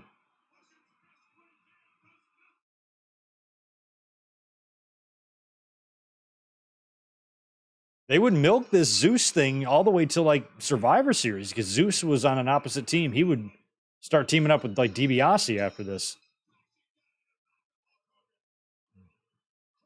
Savage is still feuding with Hulk.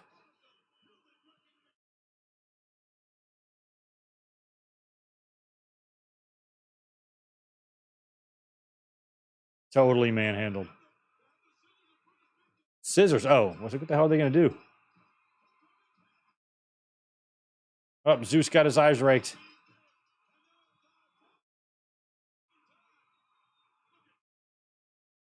I mean, you got to remember, Zeus is an actor.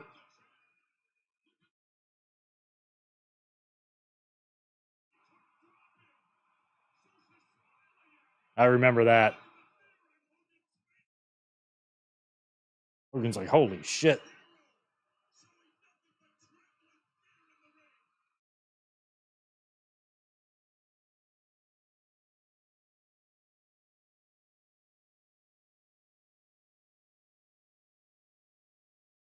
Zeus ain't backing down. I mean, I've always maintained that I was the perfect age for wrestling because I hit everything at the right age, and I was 12. You know, this was pretty scary for a Hulkamaniac.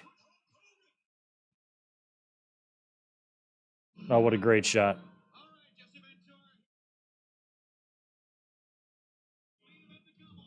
Jive Soul Bro. Hey, at least we're not dubbing this over.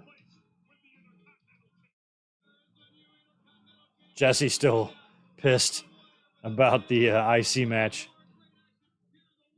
Yeah, that's right. They had that blow off, that cage match in December.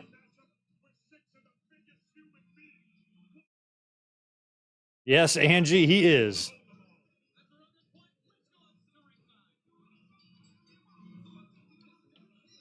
But he was still 6 years away from being that character. So unfortunately, Ice Cube can't do a run in here.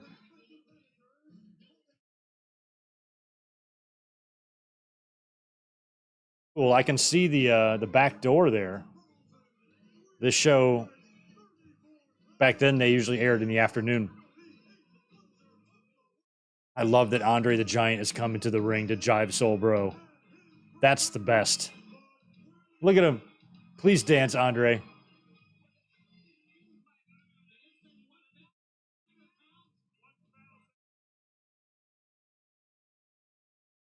Jeez.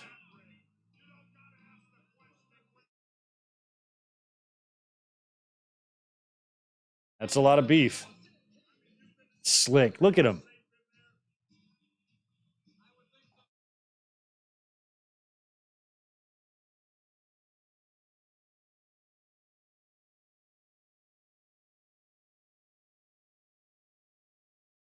Oh, maybe We Are Pro Wrestling. I think I've come across that rumor somewhere. Have I heard that the had No Holds Barred been successful, they might have done Hogan versus at WrestleMania 6. Yeah, if it would have been a bigger box office hit.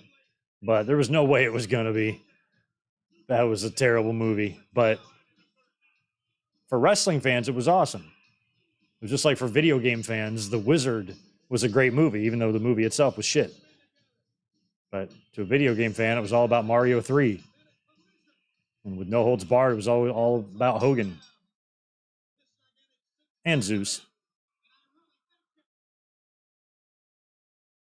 Had I been any older than 12, and if I would have been like 17 around this time, I probably would have been like, get the fuck out of here with this. But it was just at the right age. Duggan with the fan, he looks like Phantom of the Opera.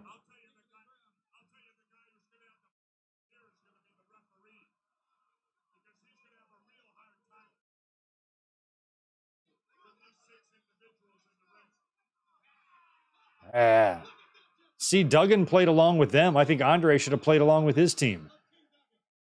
He should have been the French Dream. On Dream, the Grenoble Dream or something like that. Put a little hat on him. Shake his Andre booty.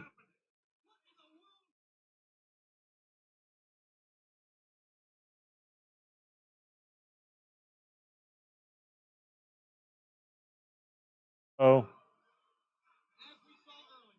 So Andre, Bobby's out there with Andre.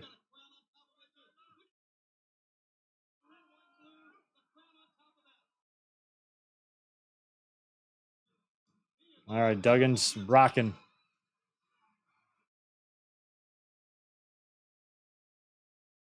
Bash at the Beach 2000 is this week. I watched the Adrian Adonis episode. It was good. I liked it a lot.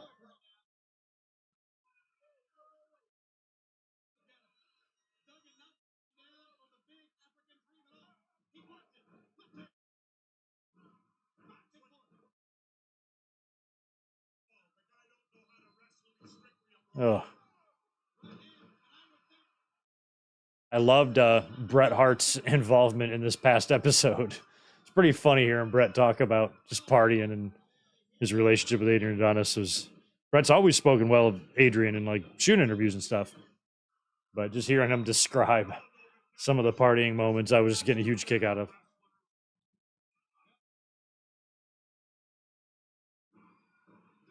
Damn, they are wearing out the one-man gang there.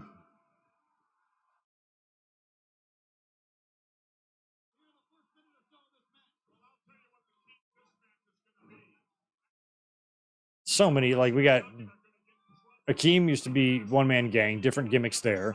Boss Man used to be Bubba Rogers, different gimmick there. Andre and Bill Eadie of Demolition used to be tag team partners a couple years before this as the Machines. Barry Darsow was a different gimmick in WCW, was Crusher Khrushchev, and he'd go on to be the golfer and a million other fucking things. Duggan is the only dude that stayed Duggan, and Andre, really. But I mean, even Andre underwent a brief gimmick change there in '86. Duggan has always been relatively himself, even though he had his days as a heel. In the mid-Southerns.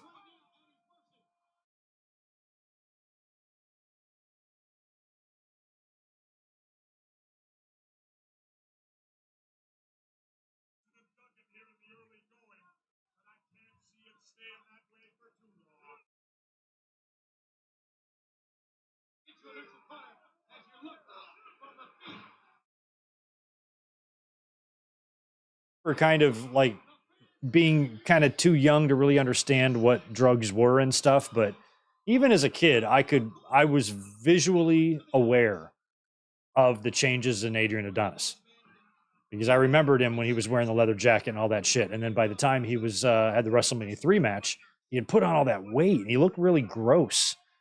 He just looked unhealthy. And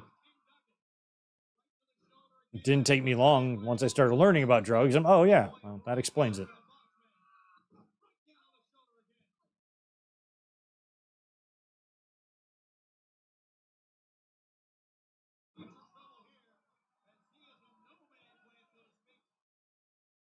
They talked about they mentioned it in Dark Side. I'll never forget watching. It was leading up to WrestleMania 3. It was like a 6-man on TV, and that's what started the whole barber Brutus becoming the barber. Is that Adrian accidentally got his head cut in that, and that caused a big issue. Then at WrestleMania 3, Beefcake turns face. Adrian loses to Piper. Brutus shows up to help shave his head. Piper retires, and Beefcake becomes the barber. And I remember watching that episode with my grandma, who did not live far from the Silverdome at all. 10 minutes, maybe. And I remember watching that at her house. And so when they mentioned it, I'm like, holy shit. He was in a whole bunch of matches, but to mention that one specifically, cool. All right, we got Andre beating up on his old bro.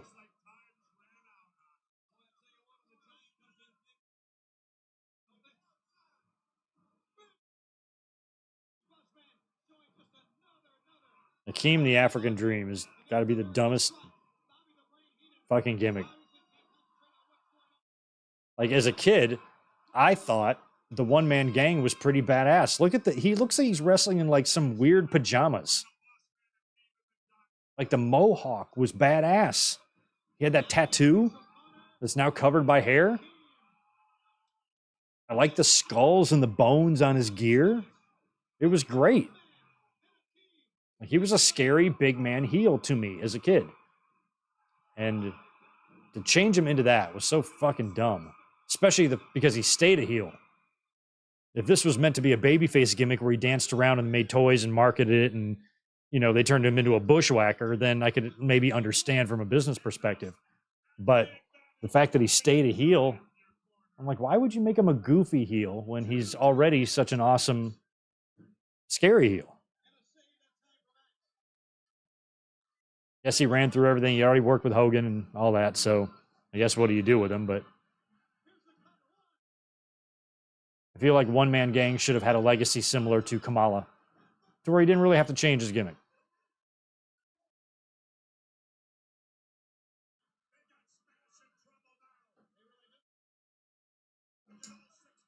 Oh, Duggan's got the 2x4. Oh, babyfaces will win this. Heels won the other 6-man. 2x4 to the back of the former one-man gang. Yeah, and the babyfaces. I loved it back in these days when babyfaces would cheat to win. Happened a lot. WrestleMania 4 main event. I like it.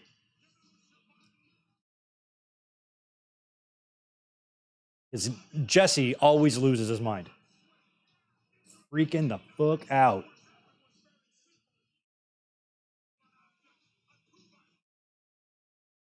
Get Andre, what you do? I already fucking lost last year. Elizabeth took her dress off. Boom. 2x4 to the head. That's ridiculous.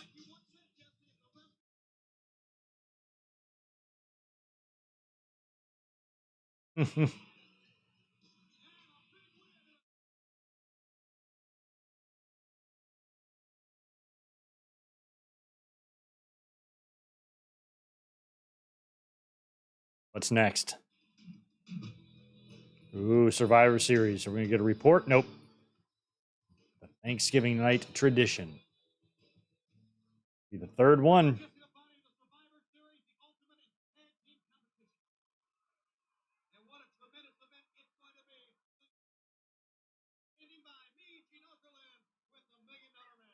Oh, $1 Million Man. What is this match?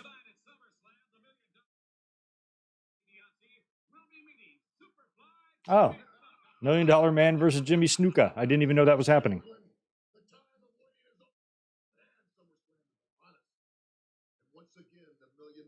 All right, cool. Elizabeth is about to leave. I'm going to go say goodbye to her. I'll be right back.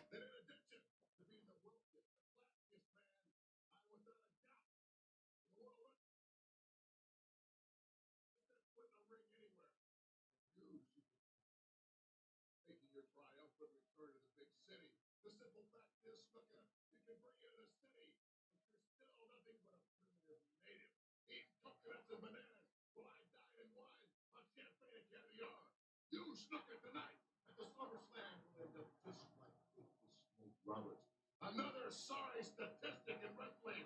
Another victim at the hand. Back to the ring.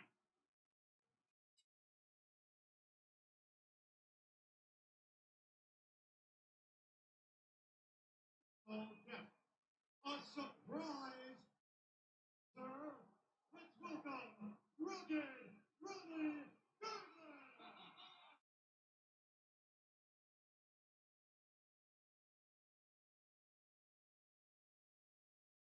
Man from wrestling. Now he's going to be a ring announcer.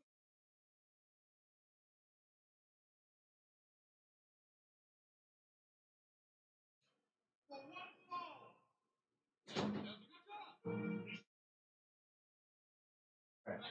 I am back. Whew. I did not realize how hot my light makes it in here. Holy shit. No, Tito did not say goodbye. Tito will be fine.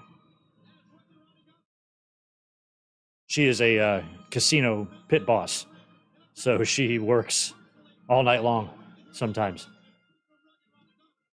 So this is Hercules. And who, Valentine? His so-called opponent. Ronnie Garvin's the ring announcer.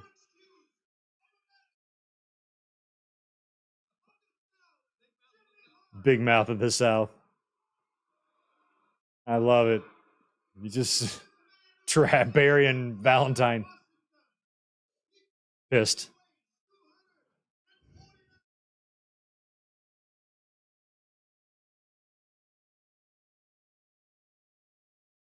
To me,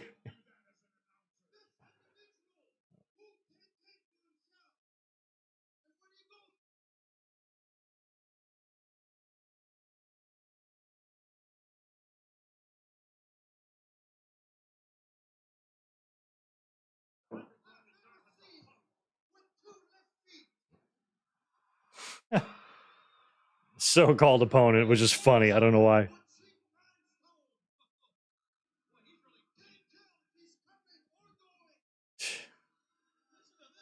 Just roasting him.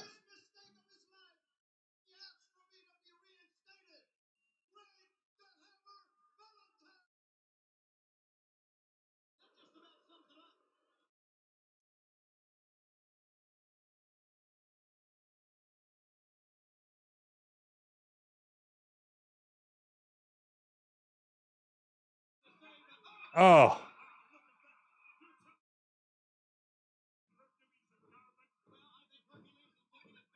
I didn't love Hercules in the powder blue. Something changed for me when he became a babyface.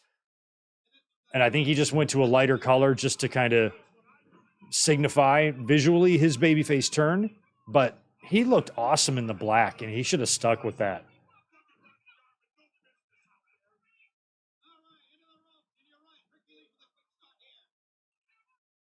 He was so strong. I mean, Hammer is big and thick, and he picked him up like he was fucking Paul London.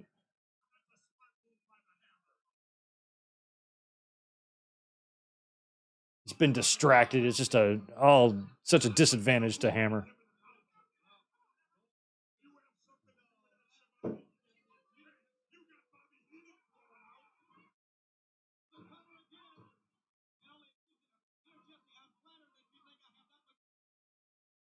Stroke. We're even saying stroke even in 89.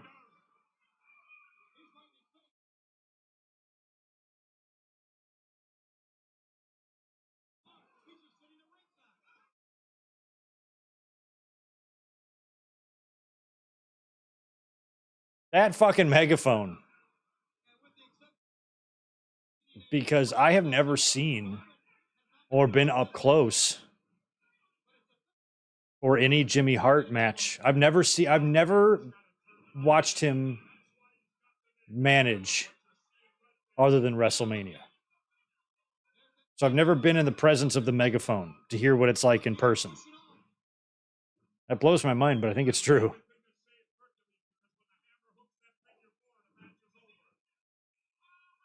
I didn't go to any WWE shows until he was gone.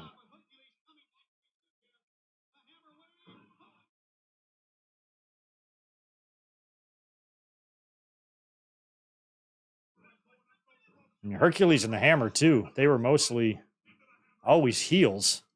So I can't recall too many encounters between these guys in the 80s in WWE.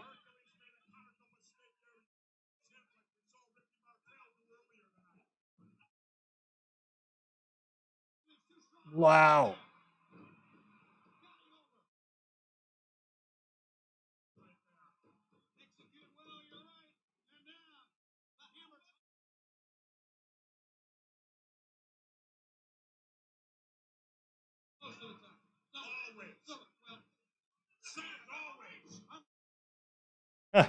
Anytime someone switches, they switch to baby blue, they're on the way out.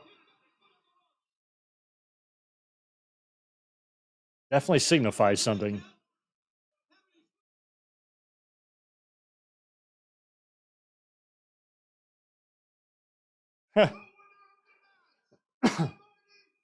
As far as I'm concerned, the winner is Hercules. Yes. He's not going to announce it.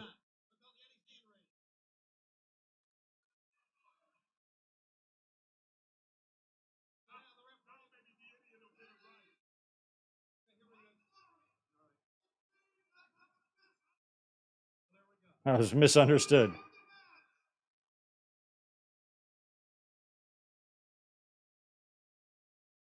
He won anyway.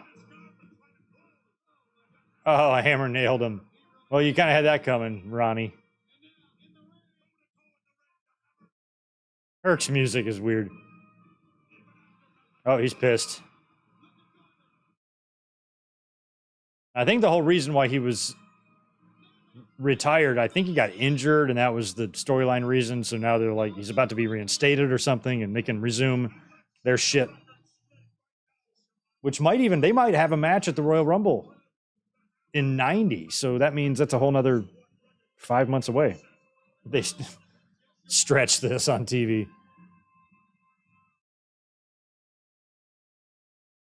think it was 90. I might be wrong about that. Maybe it was 89.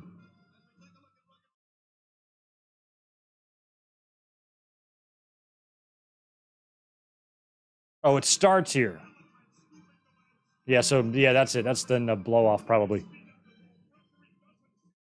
A timeline on that's all messed up, but I remember watching it all. Get Herc raining the blows.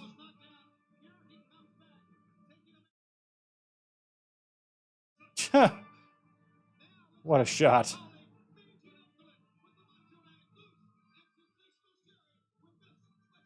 Oh, special interview. Oh my God. Look at Sherry. Look at Zeus breathing it in. What is that? Gene wants some. You know you do. What in the world's in this? I'm sniffing it, but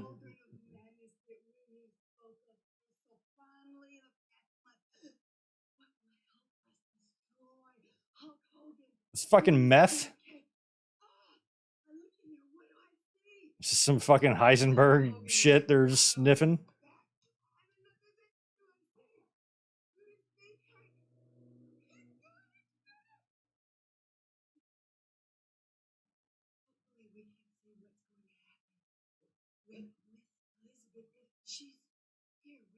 Oh, I forgot Miss Elizabeth is here.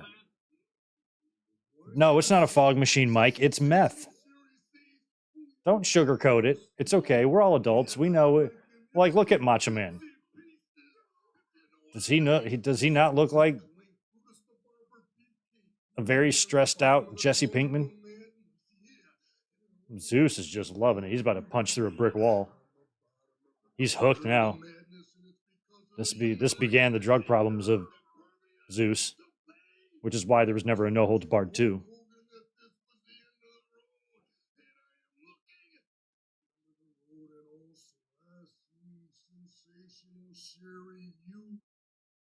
Sherry's loving it. Sherry's already high, so it's kind of hard to tell with her.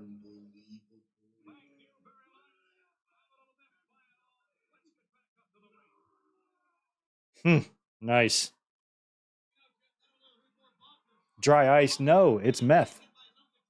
God.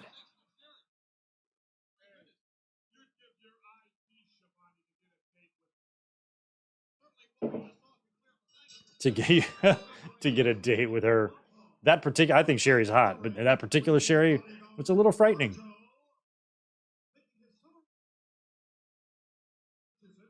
Hyannisport is summer residence. It's a nice place to be in the summer. I've been to Hyannisport. New England is a gorgeous place to be in the summer. Hell on earth in the winter.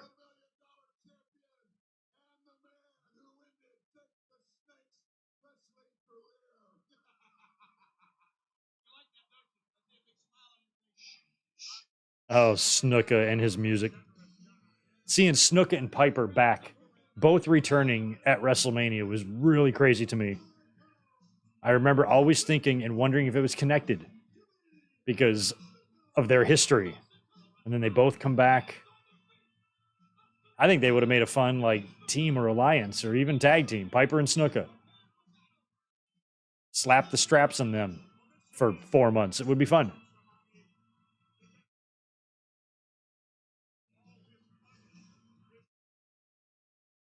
Or put them under masks as the coconuts. Coconut 1, coconut 2. But under the mask, it's Piper and Snuka. And like have the masks colored like coconuts with like the straw shit hanging off of it and eye holes and all that, but like a coconut mask. But then clearly, like, don't change their gear underneath. Keep that the same. And to make it just completely obvious when they're wrestling, the fans are going to recognize that this is Piper and Snuka as a tag team, but call them the Coconuts, Coconut 1 and Coconut 2.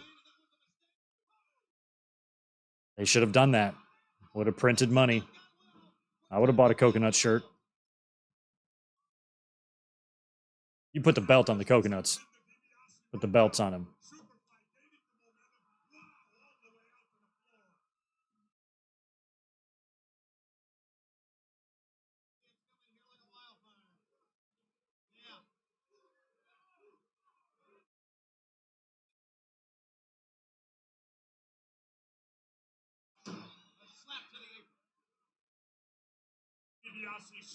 Yeah, it was hard to pinpoint. They were leaning into it close here, but you knew eventually, because DiBiase was always super abusive to Virgil, even at the beginning. So I remember early on, even when he was in like '88, wondering if there would be a time when Virgil would be like, all right, fuck this. Took a while, but they got there.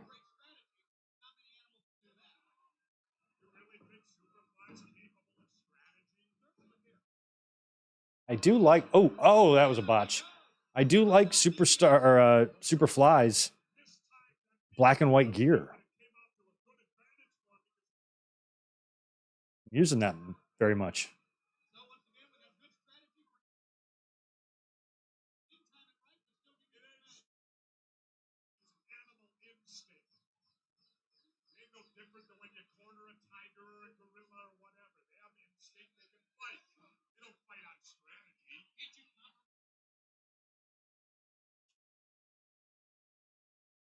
Jesse, I don't compromise at nothing. F off.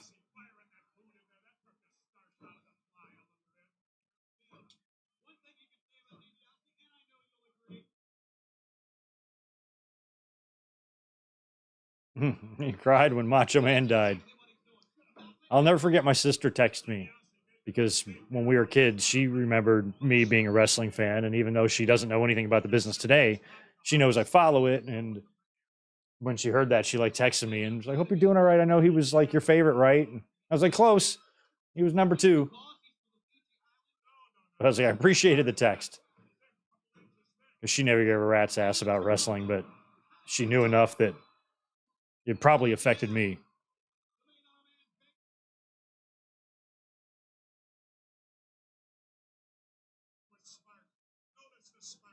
Oh, there's a video of this on Bailey? That's a shame.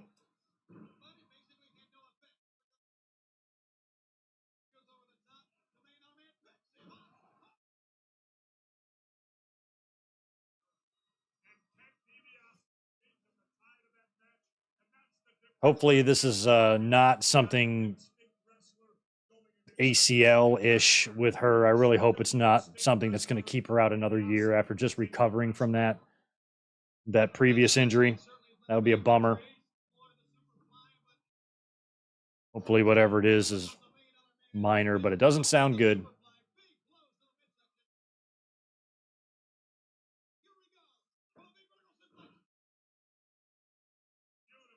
These early pay-per-views, especially WrestleManias and SummerSlams, had a lot of these filler matches.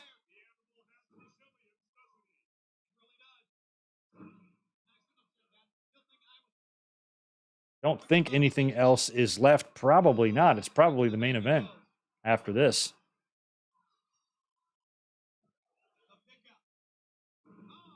I don't know the story on Paul Orndorff's exit, but by late '87, it felt like he was almost like replaced by Rick Rude.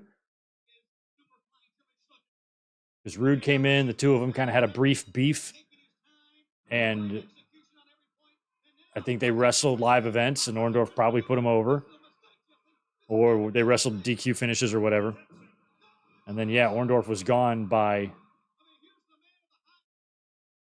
late 87 or early 88.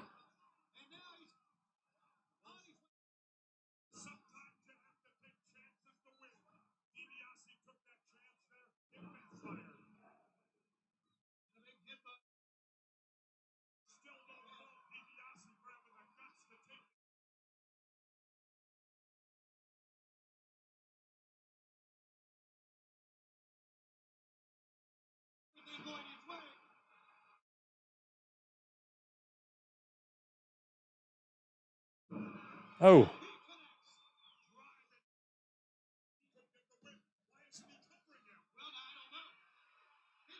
Yeah, I think it's finally time to bust out WrestleMania 1 and 2. We got to do those. All right, leaving the arena, walking on her own, no crutches, definitely limping. Hopefully, it's not too serious.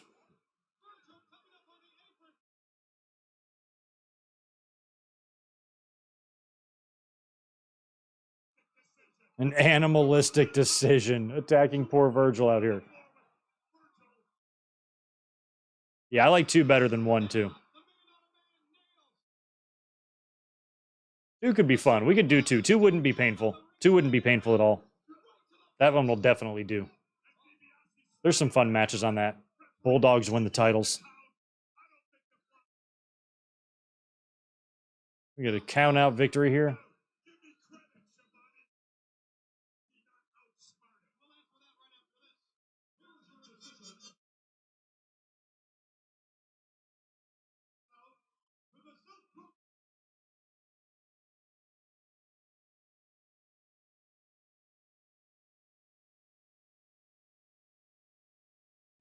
Oh, Superfly from behind.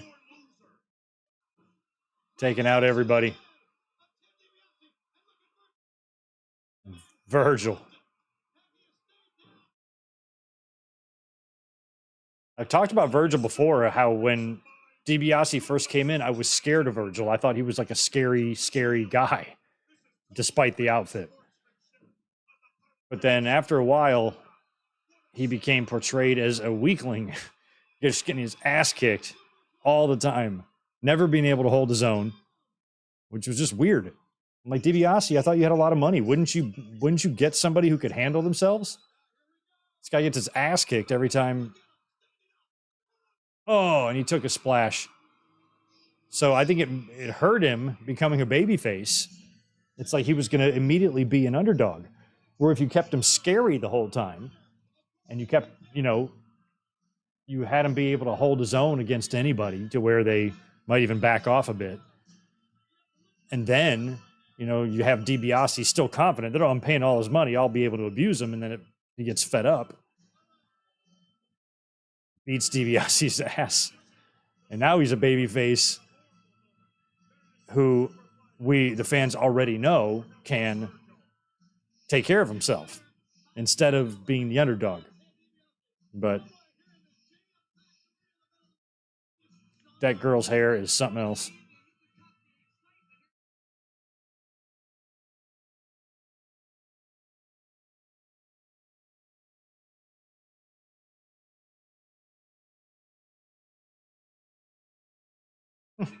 Sean Mooney is all over this arena. He's in the upper deck now. Yeah, Ramon Coffey. Ugh. Survivor Series 94 is a painful memory. It's painful. 2 very, very, very bad things happened to me as a wrestling fan within the span of days. Macho Man Randy Savage goes to WCW, and Bret the Hitman Hart drops the WWE title. I was like, really? I'm a senior in high school, feeling pretty good. Excited for the future. And you are not starting me off on the right foot.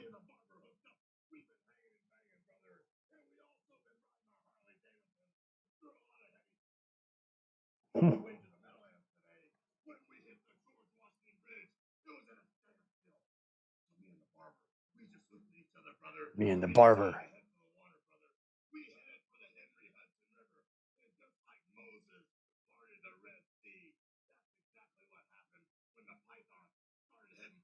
What is it with Hulk in these promos about opening up the fucking earth and shit? Like everything has got to be that. I got to open up a mountain and take a shit in it. Like what the hell?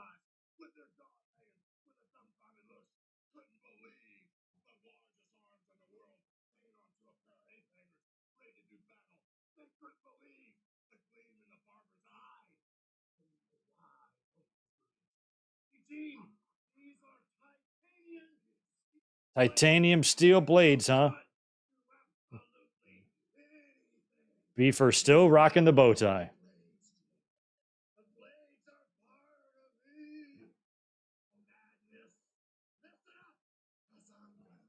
My very first ever restaurant, or my very first ever serving job, I had to wear a bow tie like that, just not bedazzled. And I kept it. I still have it. So maybe I'll do a stream with the bow tie, the black bow tie.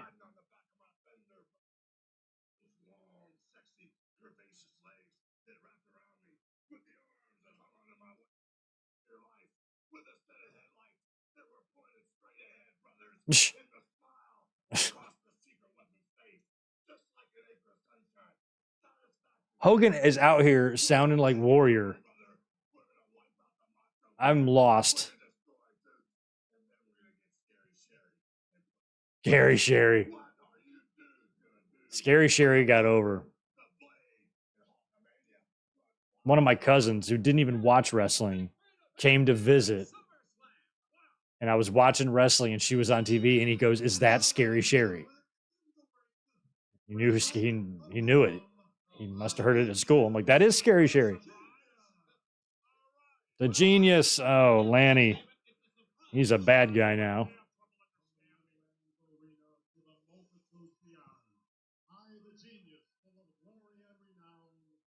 Share my wondrous words of wisdom with this SummerSlam spectacular.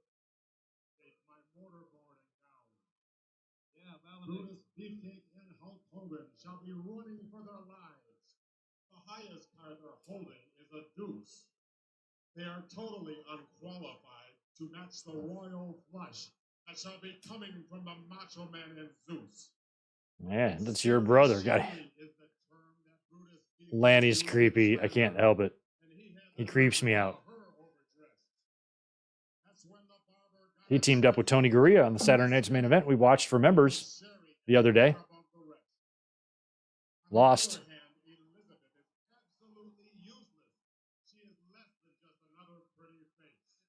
To the Dream Team, actually.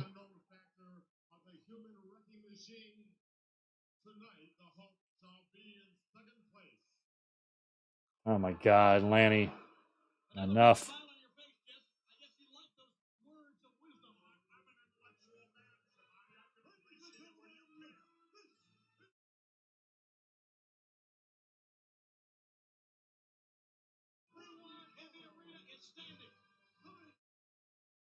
I loved this silver robe on Macho. It's one of my favorites.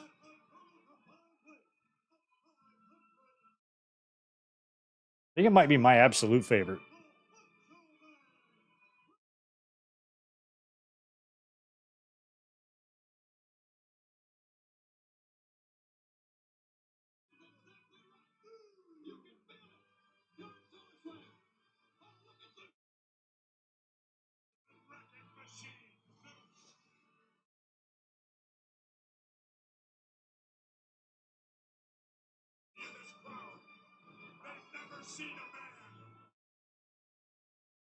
Oh, son of a bitch. Yeah, I just saw the video.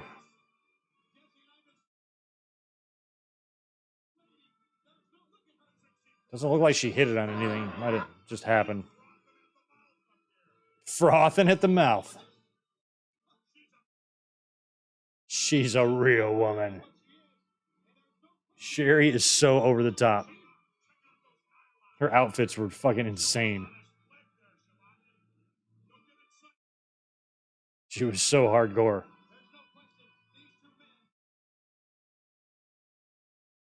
Beefcakes. Song.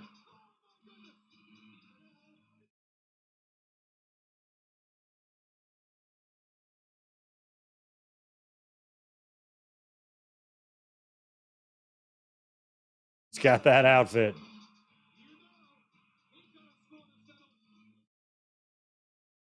He was over. I can't explain it. Look at this kid. Hope his current wife knows he did that as a kid.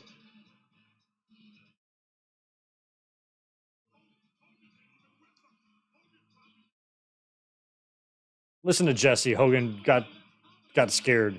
You know he's getting his own entrance.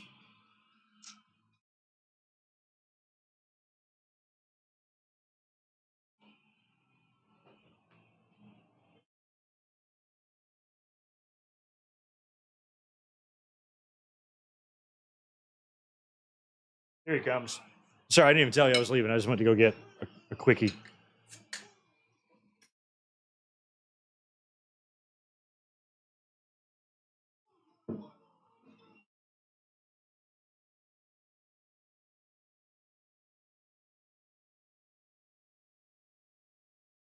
This is mass hysteria. Hogan's still over in 89. Look at all them foam fingers. Tramp. I know Jesse just did not call the most perfect woman ever in WWE a tramp.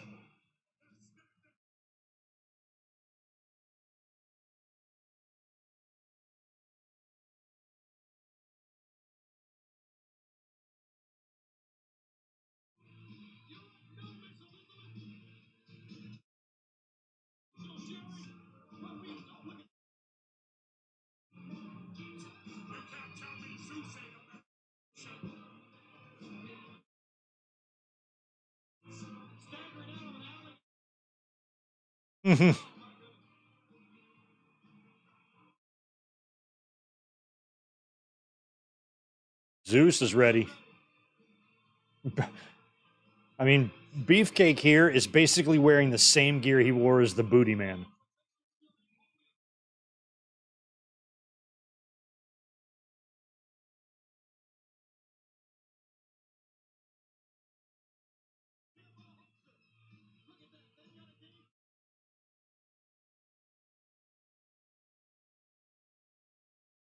Yes, class of 95 is what I was. Class of 96. Class of 90. Damn. I like being 95. 95 was a good year to graduate. Who hung their tassel in their rearview mirror? I did for like 3 months after I graduated. And then I moved on. I was like, it's time to put that behind me. Move forward. But I thought the 95 like looked good. Dangling, flashing in the sunlight. Hogan looked weird with the shorter hair.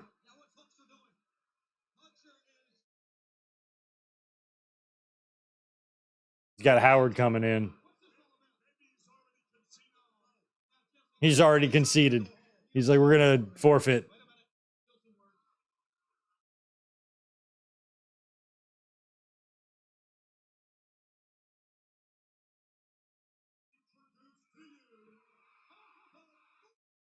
And they just introduce her like this.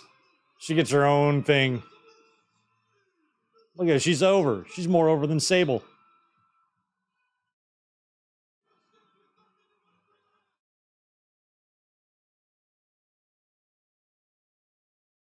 Oh, Elizabeth. Rocking the red. Looking great. Very, very 1989 hair. But it gets a pass.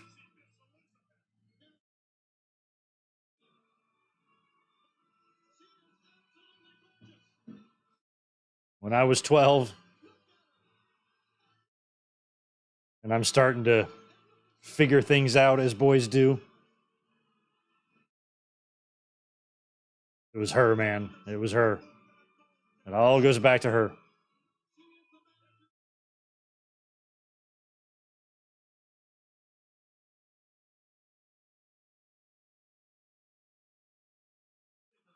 She's a little gold digger. Jesse, you are being a prick.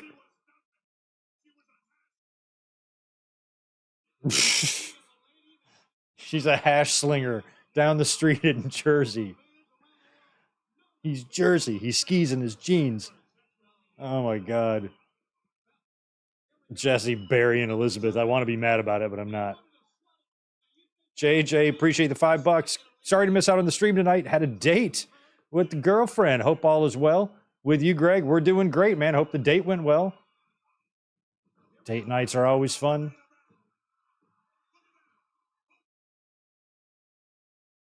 Till you get home and you're like, holy shit, did we really spend that much money?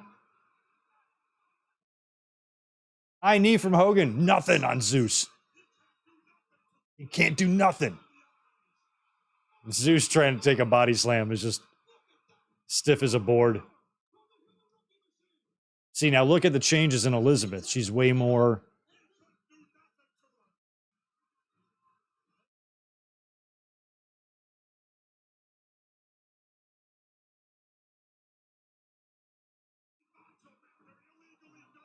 They're illegally. Jesse Ventura is too much.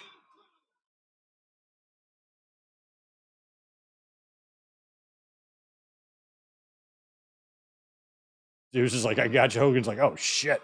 Hope I don't have to defend the title against this guy. Hulk's talking to him. Take me over here and punch me.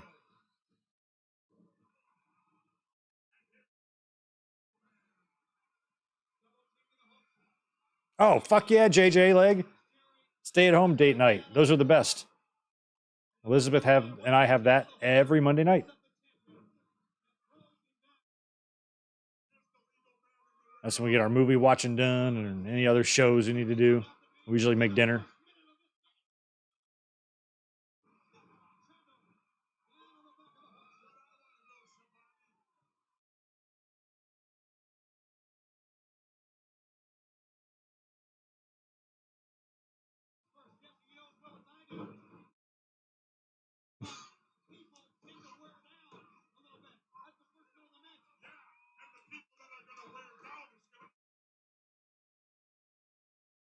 Zeus would he would return too, I think, in WCW, right?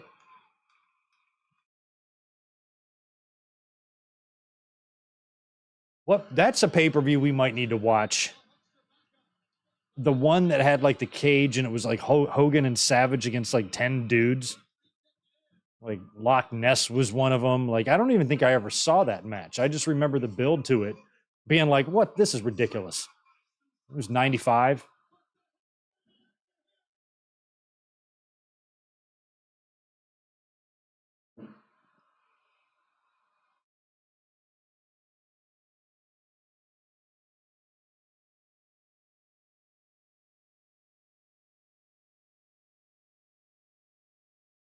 So sad. 1 year earlier, these two were on the same team, and Elizabeth was dressed much differently.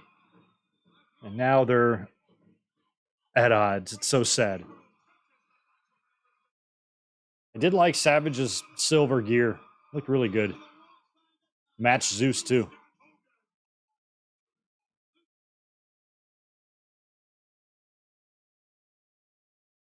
Oh, no. Oh, yeah.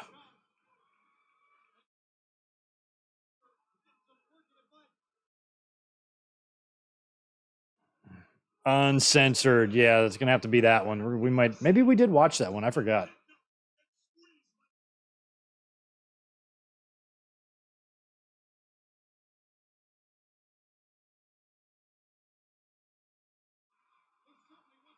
I was looking at my shit the other day, or a couple years ago, like 2 years ago, 2.5 years ago, our WrestleMania 21 watch alongs got like 100,000 views on it out of nowhere.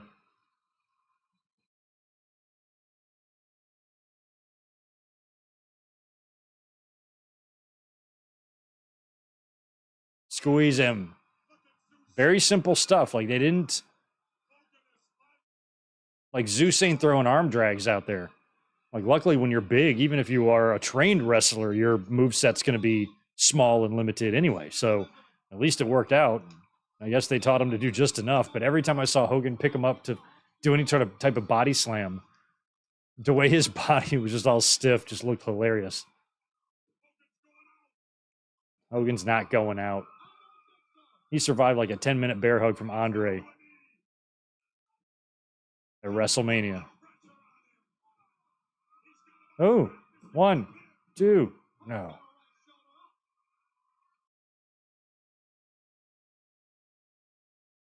Sherry's kind of got the Bianca thing going on.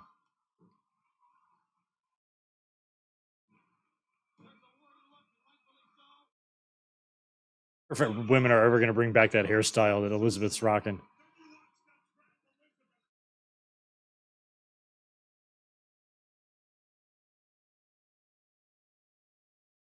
Jesse.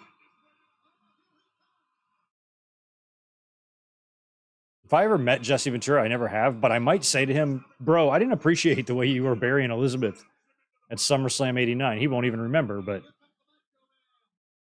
I'll be like, I don't appreciate that, man.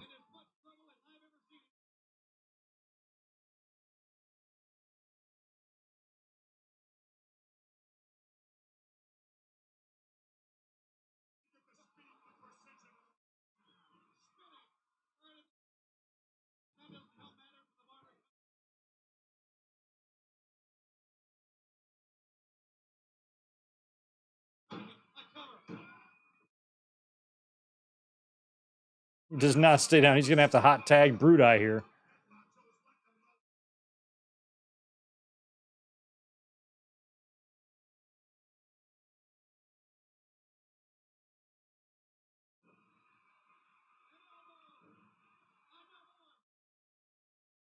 Yeah, we could do Victor.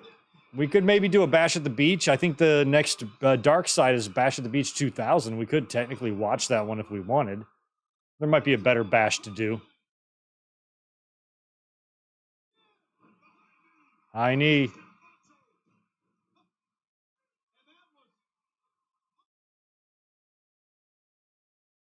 I'm going to think about next week's watch along and put up a poll.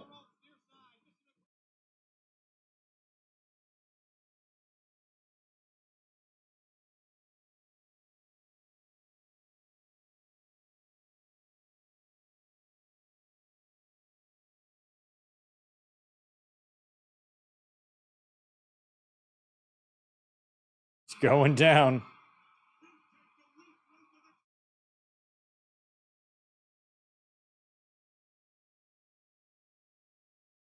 Yeah, I don't know if he clotheslined him or if he got a little bit of the buckle. But he got out of that sleeper. That's Beefer's finish. I'll put Bash at the Beach 2000 on with like a SummerSlam 2003 or something like that. Maybe just do 2 pay-per-views.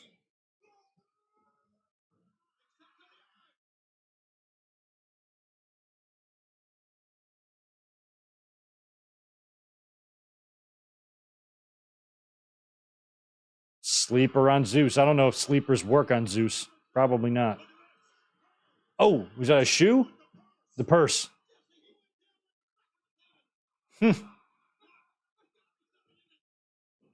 There's got to be something in that purse. No, it's nothing. It's just gum and whips and chains and a collection of sexual devices from the Far East.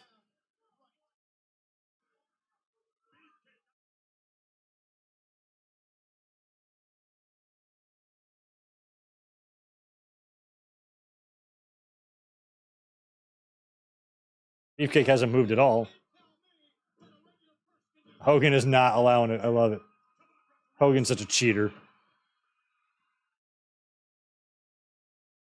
We didn't do SummerSlam 2001? Oh. Our bodies didn't hit the floor? Are you sure? I thought we did that one. I guess we didn't. We haven't gotten around to it yet. I think you're right, Juliet. We need to do that if we haven't done it. We need to.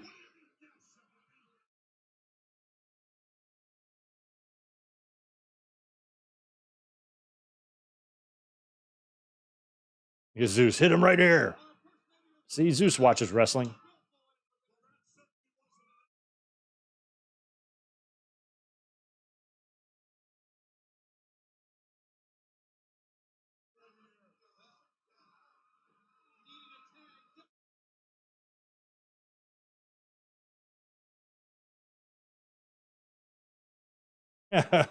What is the barber going to do to Zeus?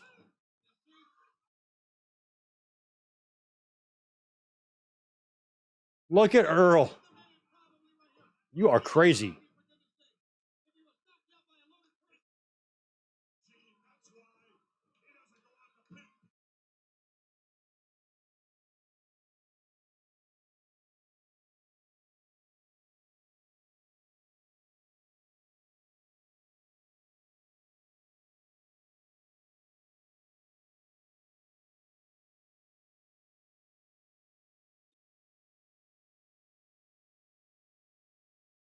Ooh, Bash at the Beach 98, Hogan and Rodman, that whole match.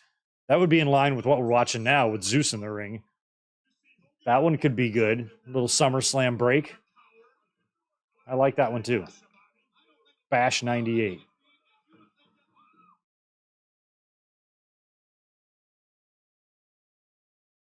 Savage tags back in. They're not letting Zeus stay in too long, which is good.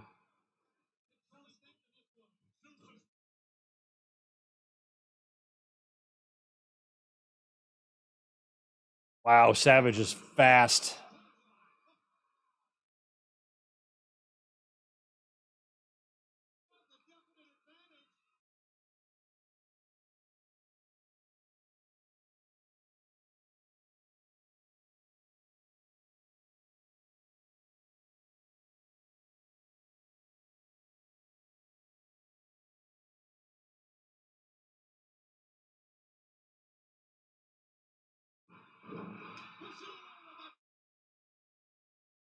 Tag. Hot tag to Hogan. Savage backtracking.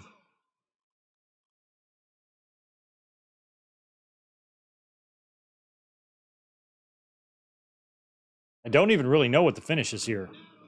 Ooh. He sucker punches Zeus.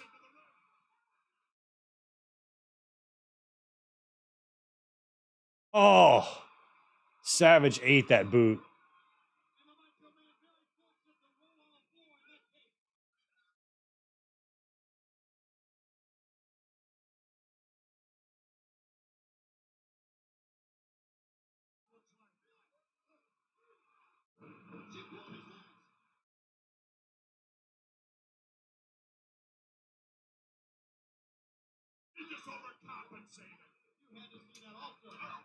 Yeah, if Goldberg and Hogan was done at the Bash, though, they would have lost that Georgia Dome setting, which I think really elevated that match's importance. Even though it was a little weird booking it as quickly as they did, they pulled it off. Oh, big elbow. Hogan no sells it, of course. One of the moves as a kid that I thought was one of the more believable ones. Savage brought it down with such force, and Hogan no sells it.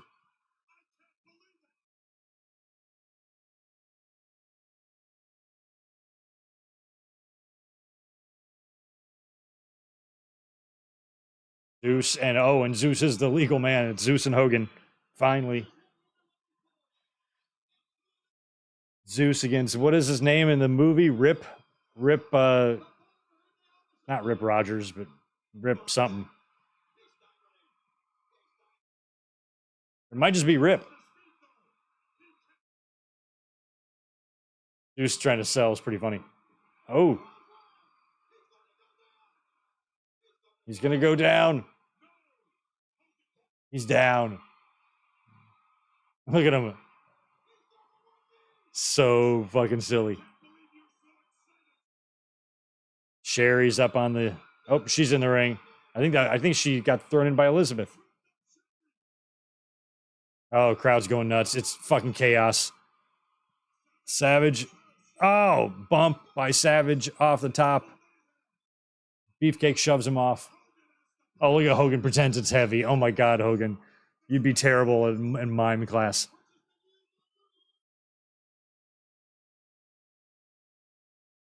Oh! He straight hit him in the face. Look how stiff he is. He does not pin him, does he? I guess he does. I thought they waited on the pin. No. Pinned Zeus.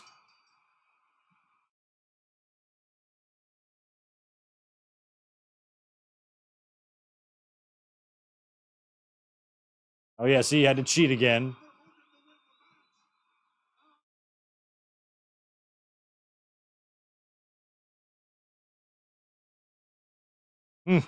Wow, Sherry, good Lord.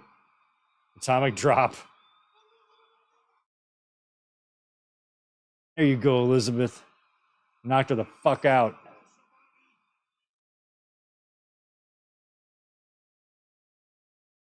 And Elizabeth delivers the knockout blow with the purse right to Sherry's face. Jerry does the job to Liz.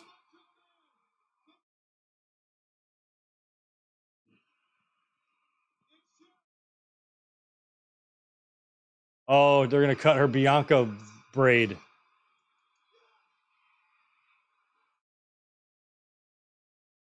Hogan's got a weapon threatening Zeus with a deadly weapon. Ow, that's got to hurt when you're doing it that hard.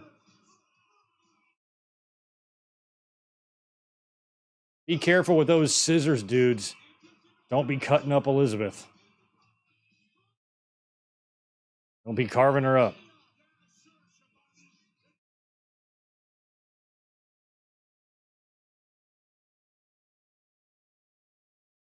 He's putting that hair on his head. Yeah, you need some, Hogan. Zeus is mad. Poor Sherry, boy, they got their asses kicked, man. Hogan has to beat up a woman. Oh, and then give the belt to Elizabeth. There you go, girl. Two of my favorite things in the world, Miss Elizabeth and the Winged Eagle Championship. That's literally, in Greg's world, you can't get an image any more perfect than that.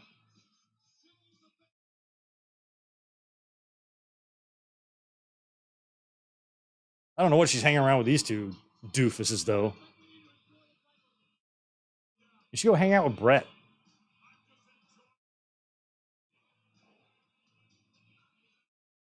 Or maybe not somebody who's married. That would be rude. Ooh, Rick Rude. No.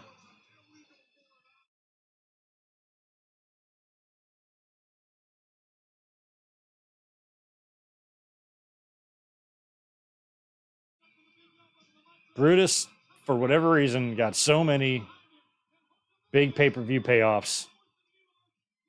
But there was a time in the company, right around this time,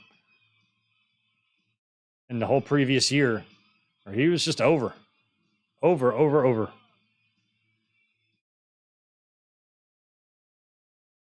I like how Elizabeth has much more energy.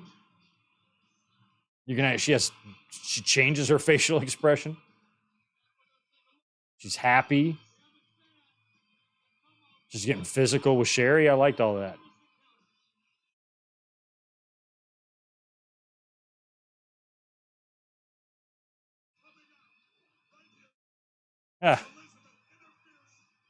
Ah.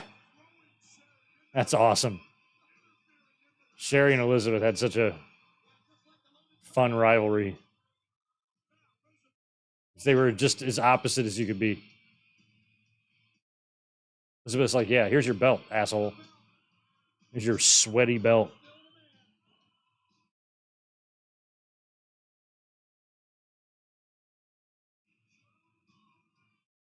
Yeah, nobody has resurrected the barber gimmick, have they?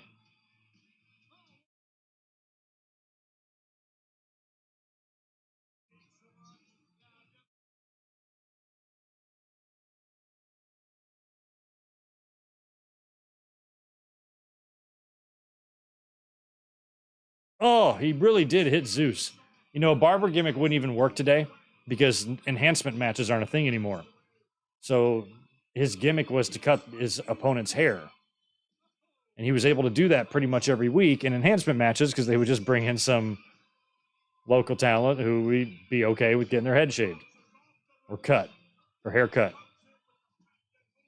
But without enhancement matches, you can't be cutting the hair of your whole roster. So it would have to be a super occasional thing.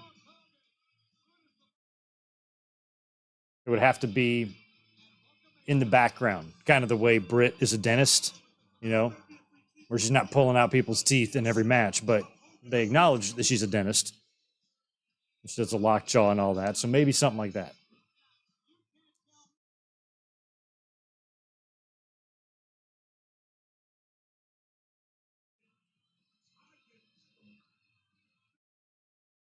Hogan's got her by the neck. Jesse's got a point. That's all right. Sherry probably likes it.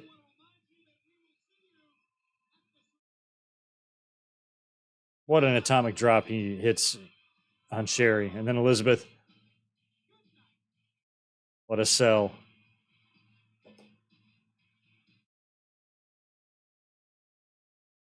And then Elizabeth partakes in the haircutting. They were doing crazy shit in 1989, y'all.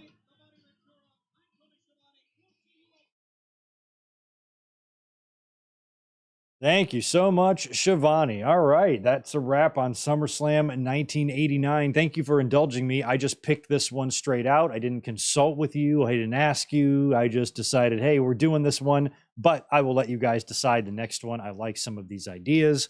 Bash at the Beach 98 sounds good.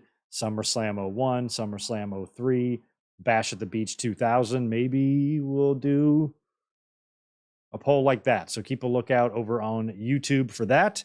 And join us tomorrow. We're going to be here after Monday Night Raw to catch up on what we missed. I know a lot went down on Collision. We crowned Owen Hart Cup champions, and we also had Triple Mania, and there's G1 going on. And we got Raw tomorrow night. SummerSlam's coming up. All In and All Out are coming up. There's wrestling news to get into. And we'll tackle that tomorrow after Raw. So hope to see you then. Thanks for hanging out with me tonight. And we'll be back here again next week doing another one. Just not sure if it's going to be WWE or WCW. We will decide soon. Y'all have a good night. And